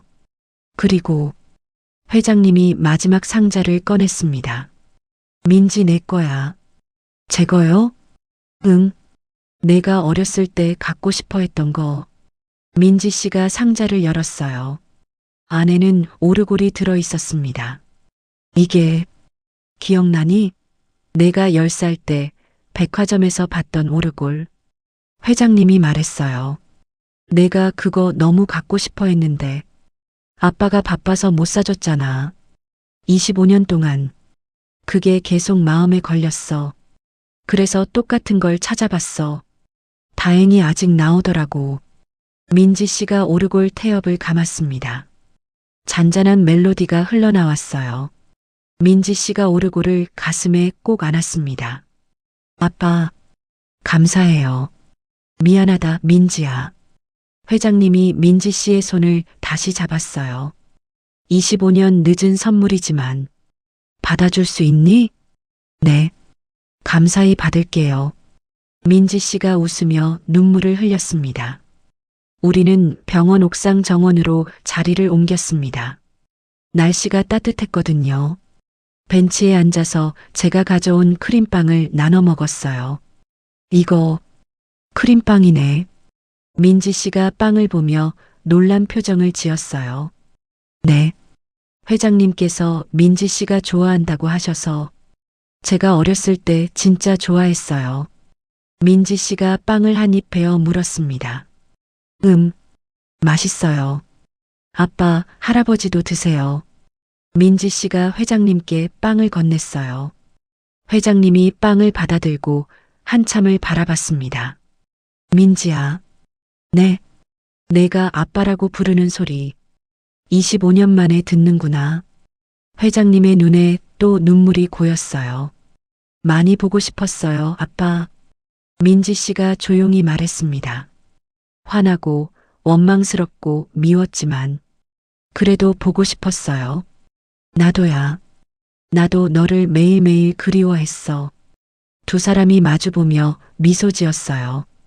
그 순간만큼은 25년의 세월이 사라진 것 같았습니다. 할아버지. 하늘이가 조심스럽게 회장님을 불렀어요. 그래, 하늘아. 정말 저희를 쌍안경으로 보셨어요? 응. 미안하구나. 무섭게 느껴졌니? 아니요. 그게 아니라 하늘이가 머뭇거렸어요. 저희가 힘들 때 항상 누군가 지켜보고 있다는 느낌이 들었어요. 혼자가 아니라는 느낌이요. 그게 할아버지였구나. 하늘이가 회장님을 보며 미소 지었습니다. 감사해요, 할아버지. 회장님이 하늘이의 머리를 쓰다듬었어요. 할아버지가 미안해. 더 일찍 용기를 냈어야 했는데. 괜찮아요. 이제라도 만났잖아요. 미나도 회장님 곁으로 다가왔어요. 할아버지, 저도 할아버지 생각 많이 했어요. 정말? 네. 엄마가 가끔 할아버지 이야기 해주셨거든요. 내가 회장님이 민지 씨를 봤어요. 민지 씨가 쑥스럽게 웃었습니다. 가끔 아이들한테 이야기해줬어요. 할아버지가 옛날에 어떤 분이었는지 원망했지만 그래도 기억하고 싶었나 봐요.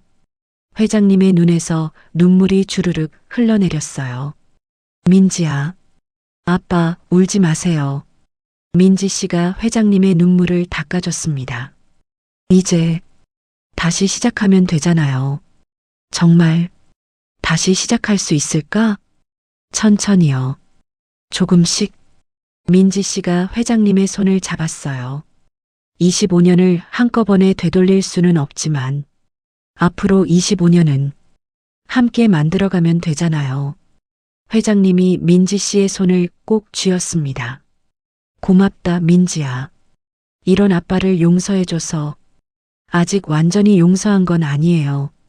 민지 씨가 솔직하게 말했어요. 하지만 용서하려고 노력할게요. 그것만으로도 충분해. 두 사람이 서로를 바라보며 미소 지었습니다. 저는 그 모습을 보며 가슴이 따뜻해지는 걸 느꼈어요. 시간이 흘러 1년이 지났습니다.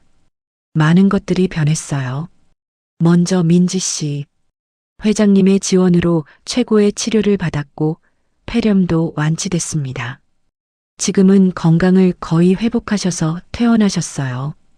그리고 회장님이 마련해 주신 집에서 살고 계십니다. 크지는 않지만 따뜻하고 아늑한 집이었어요. 하늘이는 학교로 돌아갔습니다. 검정고시를 봐서 고등학교 졸업장을 받았고 지금은 대학 진학을 준비하고 있어요. 회장님이 학비를 전액 지원해 주신다고 하셨거든요. 미나는 학교에 다시 다니기 시작했습니다. 친구들도 사귀고 밝게 웃는 모습이 많아졌어요. 그리고 회장님, 매주 토요일마다 민지 씨네 집을 방문하십니다. 처음에는 어색했지만 이제는 자연스럽게 함께 시간을 보내세요. 오늘도 토요일, 저는 회장님과 함께 민지 씨네 집을 방문했습니다. 할머니, 문을 열자 하늘이와 미나가 반갑게 맞아줬어요. 어서 와요, 할머니. 할아버지도요. 그래, 우리 손녀들. 잘 지냈니? 회장님이 손녀들의 머리를 쓰다듬었습니다. 예전처럼 어색하지 않았어요. 이제는 진짜 할아버지 같았습니다. 엄마, 할머니랑 할아버지 오셨어요. 어서 오세요. 부엌에서 민지 씨가 나왔어요. 앞치마를 두르고 있었습니다. 오늘 제가 직접 요리했어요. 아빠 좋아하시는 음식으로요. 민지야, 내가 요리를? 네. 할머니한테 배웠어요. 민지 씨가 웃으며 말했어요. 지난 1년 동안 저는 민지 씨에게 요리를 가르쳐 줬거든요. 빵 만드는 법도 알려줬고요. 와, 맛있는 냄새 나는데? 회장님이 코를 벌름거렸어요. 잠깐만 기다리세요. 금방 차려드릴게요. 민지 씨가 부엌으로 들어갔습니다. 하늘이와 미나가 상을 차리는 걸 도왔어요. 잠시 후 식탁에 음식이 가득 차려졌습니다. 자, 다들 앉으세요. 우리는 식탁에 둘러앉았어요. 회장님, 민지 씨, 하늘이, 미나, 그리고 저. 마치 진짜 가족 같았습니다. 아빠, 맛있게 드세요. 고맙다, 민지야. 회장님이 숟가락을 들었어요. 한 숟갈 떠서 입에 넣었습니다. 맛있다. 정말이요? 정말이야. 우리 민지 요리 솜씨가 대단한데? 민지 씨가 수줍게 웃었어요. 할머니가 잘 가르쳐 주셔서요. 맛있게 드세요, 할아버지. 하늘이가 회장님 앞에 반찬을 놓아줬어요. 고마워, 하늘아. 할아버지, 이것도 드세요. 미나도 반찬을 놓아줬습니다. 회장님의 얼굴에 환한 미소가 번졌어요. 우리 손녀들, 할아버지 복 많지? 그럼요. 할아버지는 우리가 있잖아요. 식사를 하는 동안 웃음소리가 끊이지 않았습니다. 회장님이 옛날 이야기를 해주셨고, 민지 씨는 어렸을 때 기억을 떠올리며 웃으셨어요. 하늘이와 미나는 할아버지의 이야기를 신기하게 들었습니다. 저는 그 모습을 보며 흐뭇하게 미소 지었어요. 정말 가족이 됐구나. 식사를 마치고 우리는 함께 산책을 나왔습니다. 민지 씨의 집에서 제 빵집까지는 걸어서 10분 거리였어요. 할머니, 빵집 가는 거예요? 응. 할머니가 너희한테 특별한 거 보여줄 게 있어. 뭔데요? 가보면 알아. 빵집에 도착했습니다. 문을 열고 들어가니 짝짝짝짝 최미정 씨를 비롯한 직원들이 박수를 치며 우리를 맞아줬어요. 어머, 이게 뭐예요? 민지 씨가 놀라서 물었습니다. 가게 안은 예쁘게 장식되어 있었어요. 풍선과 리본이 가득했고 케이크도 준비되어 있었습니다. 축하해요. 제가 민지 씨에게 봉투를 건넸어요. 이게 뭐예요? 열어봐요. 민지 씨가 봉투를 열었습니다. 안에는 서류가 들어 있었어요. 이건 고용 계약서예요. 제가 미소 지으며 말했습니다. 민지 씨, 우리 빵집에서 같이 일해요. 저를 고용하시겠다고요? 네. 지난 1년 동안 민지 씨가 빵 만드는 거 배웠잖아요. 이제 제대로 일해볼 때가 됐어요. 민지 씨의 눈에 눈물이 고였어요. 할머니, 정말 감사해요. 그리고 하늘아. 저는 하늘이에게도 봉투를 건넸습니다.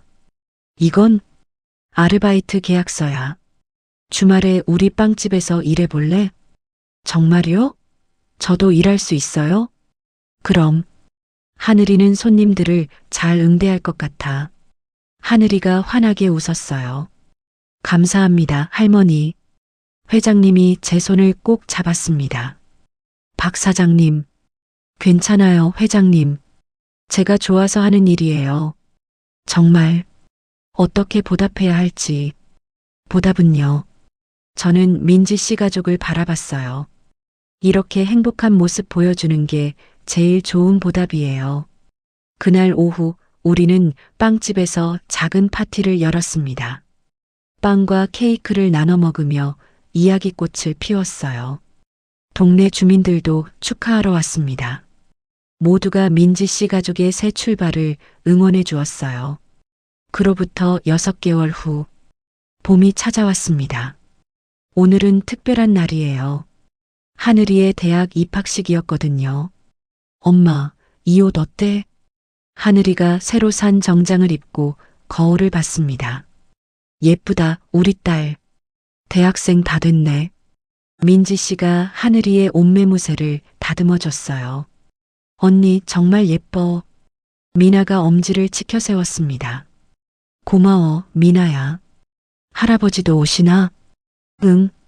할아버지가 꼭 보고 싶어 하셨어. 초인종이 울렸어요. 제가 나갈게요. 미나가 문을 열었습니다. 할아버지. 그래, 우리 미나. 언니 입학식 가는 거지? 회장님이 큰 꽃다발을 들고 오셨어요. 할아버지, 이게 뭐예요? 하늘이 줄 꽃이야. 입학 축하한다고. 할아버지, 감사해요. 하늘이가 꽃다발을 받아들고 회장님을 껴안았습니다. 우리 손녀 대학생 됐네. 자랑스럽다. 할아버지 덕분이에요. 아니야. 내가 노력한 거야. 회장님이 하늘이의 머리를 쓰다듬었어요. 자, 이제 출발할까? 우리는 함께 대학교로 향했습니다. 회장님이 운전기사를 불러서 다 같이 차를 타고 갔어요. 캠퍼스에 도착하니 벚꽃이 만개에 있었습니다. 와, 정말 예쁘다. 하늘이가 감탄했어요. 사진 찍을까? 네.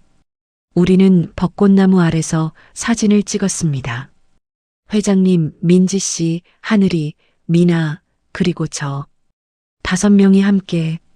하나, 둘, 셋. 찰칵. 사진기 셔터 소리가 울렸어요.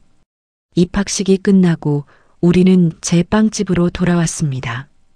미리 준비해둔 축하 파티가 있었거든요. 축하해, 하늘아. 빵집 안에 있던 사람들이 박수를 쳤어요. 동네 주민들도 모두 모여 있었습니다. 감사합니다, 여러분. 하늘이가 깊게 인사했어요. 파티가 한창일 때 회장님이 제 옆으로 오셨습니다. 박 사장님. 네, 회장님. 정말 감사합니다. 무슨 말씀을요? 사장님이 아니었다면 저는 영원히 민지를 못 만났을 거예요. 회장님의 눈이 촉촉해졌어요. 손녀들도 못 만났을 거고요. 회장님, 그건 아니에요. 사장님 덕분이에요. 회장님이 제 손을 꼭 잡았습니다. 사장님이 다리가 되어주셨어요. 끊어진 가족의 끈을 다시 이어주셨죠. 저는 그저 빵을 나눠줬을 뿐이에요. 그 빵이요. 회장님이 미소 지으셨어요. 그 따뜻한 빵이 우리 가족을 살렸어요. 저는 창밖을 바라봤습니다. 봄 햇살이 따뜻하게 빵집 안으로 쏟아져 들어왔어요. 그 햇살 속에서 웃고 있는 가족들. 민지 씨는 하늘이를 안고 있었고 미나는 할아버지 손을 잡고 있었습니다. 모두가 행복해 보였어요. 맞아. 이게 진짜 가족이구나. 피로 이어진 가족도 있지만 마음으로 이어진 가족도 있습니다. 25년 동안 끊어졌던 가족의 끈이 한 조각의 빵으로 다시 이어졌어요. 그리고 이제는 그 누구보다 단단한 가족이 됐습니다. 저녁이 되었습니다. 손님들이 모두 돌아가고 빵집이 조용해졌어요. 저는 카운터에 앉아서 오늘 하루를 되돌아봤습니다. 그때 문이 열렸어요. 할머니, 하늘이가 들어왔습니다. 하늘아, 아직 안 들어갔어? 할머니한테 드릴 게 있어요. 하늘이가 제 앞에 편지 한 통을 놓았습니다. 이게 뭐니? 읽어보세요. 저는 편지를 펼쳤습니다. 할머니께. 제가 할머니를 처음 만난 건 1년 반 전이었어요. 배가 너무 고파서 빵을 훔쳤던 그날. 할머니는 저를 혼내지 않으셨어요. 오히려 따뜻한 빵을 주셨죠. 그때 할머니의 빵을 먹으며 울었어요. 맛있어서가 아니라 따뜻해서였어요. 빵의 온기가 아니라 할머니 마음의 온기가요. 할머니 덕분에 우리 가족은 다시 만났어요. 끊어졌던 끈이 이어졌어요. 25년 동안 헤어져 있던 엄마와 할아버지가 이제는 매주 만나서 웃고 떠들어요. 할머니, 정말 감사해요. 할머니가 아니었다면 우리 가족은 영원히 만나지 못했을 거예요. 저는 할머니처럼 따뜻한 사람이 되고 싶어요. 대학에서 사회복지학을 전공하기로 했어요. 언젠가 저도 누군가에게 따뜻한 빵 같은 사람이 되고 싶어요. 할머니 사랑해요. 하늘올림. 편지를 다 읽었을 때 제 눈에서 눈물이 흘러내렸습니다. 하늘아, 할머니 울지 마세요. 하늘이가 제 눈물을 닦아줬어요. 할머니는 저희 가족의 은인이에요. 아니, 은인이 아니라 하늘이가 저를 꼭 안았습니다. 진짜 할머니예요. 저도 하늘이를 꼭 안아줬어요. 창밖으로 해가 지고 있었습니다. 노을이 아름답게 물들어가고 있었어요. 따뜻한 봄날의 저녁이었습니다. 그리고 이 따뜻함은 앞으로도 계속될 것입니다. 한 조각의 빵으로 시작된 이야기. 배고픈 소녀를 본 재벌 회장의 오열. 25년 만에 다시 만난 가족. 그리고 그 모든 것을 이어준 작은 빵집. 이것이 우리의 이야기입니다. 오늘의 사연 어떠셨나요? 세상엔 수많은 사연이 있습니다. 누군가의 아픔이, 누군가의 기쁨이 오늘 여러분의 마음에 닿았기를 바랍니다. 여러분도 혹시 들려주고 싶은 사연이 있으신가요? 댓글로 나눠주세요. 오늘도 사연뜨락과 함께 해주셔서 감사합니다. 좋아요와 구독 부탁드리며 알림 설정까지 해주시면 새로운 사연을 가장 먼저 만나실 수 있습니다. 다음 사연에서 또 뵙겠습니다.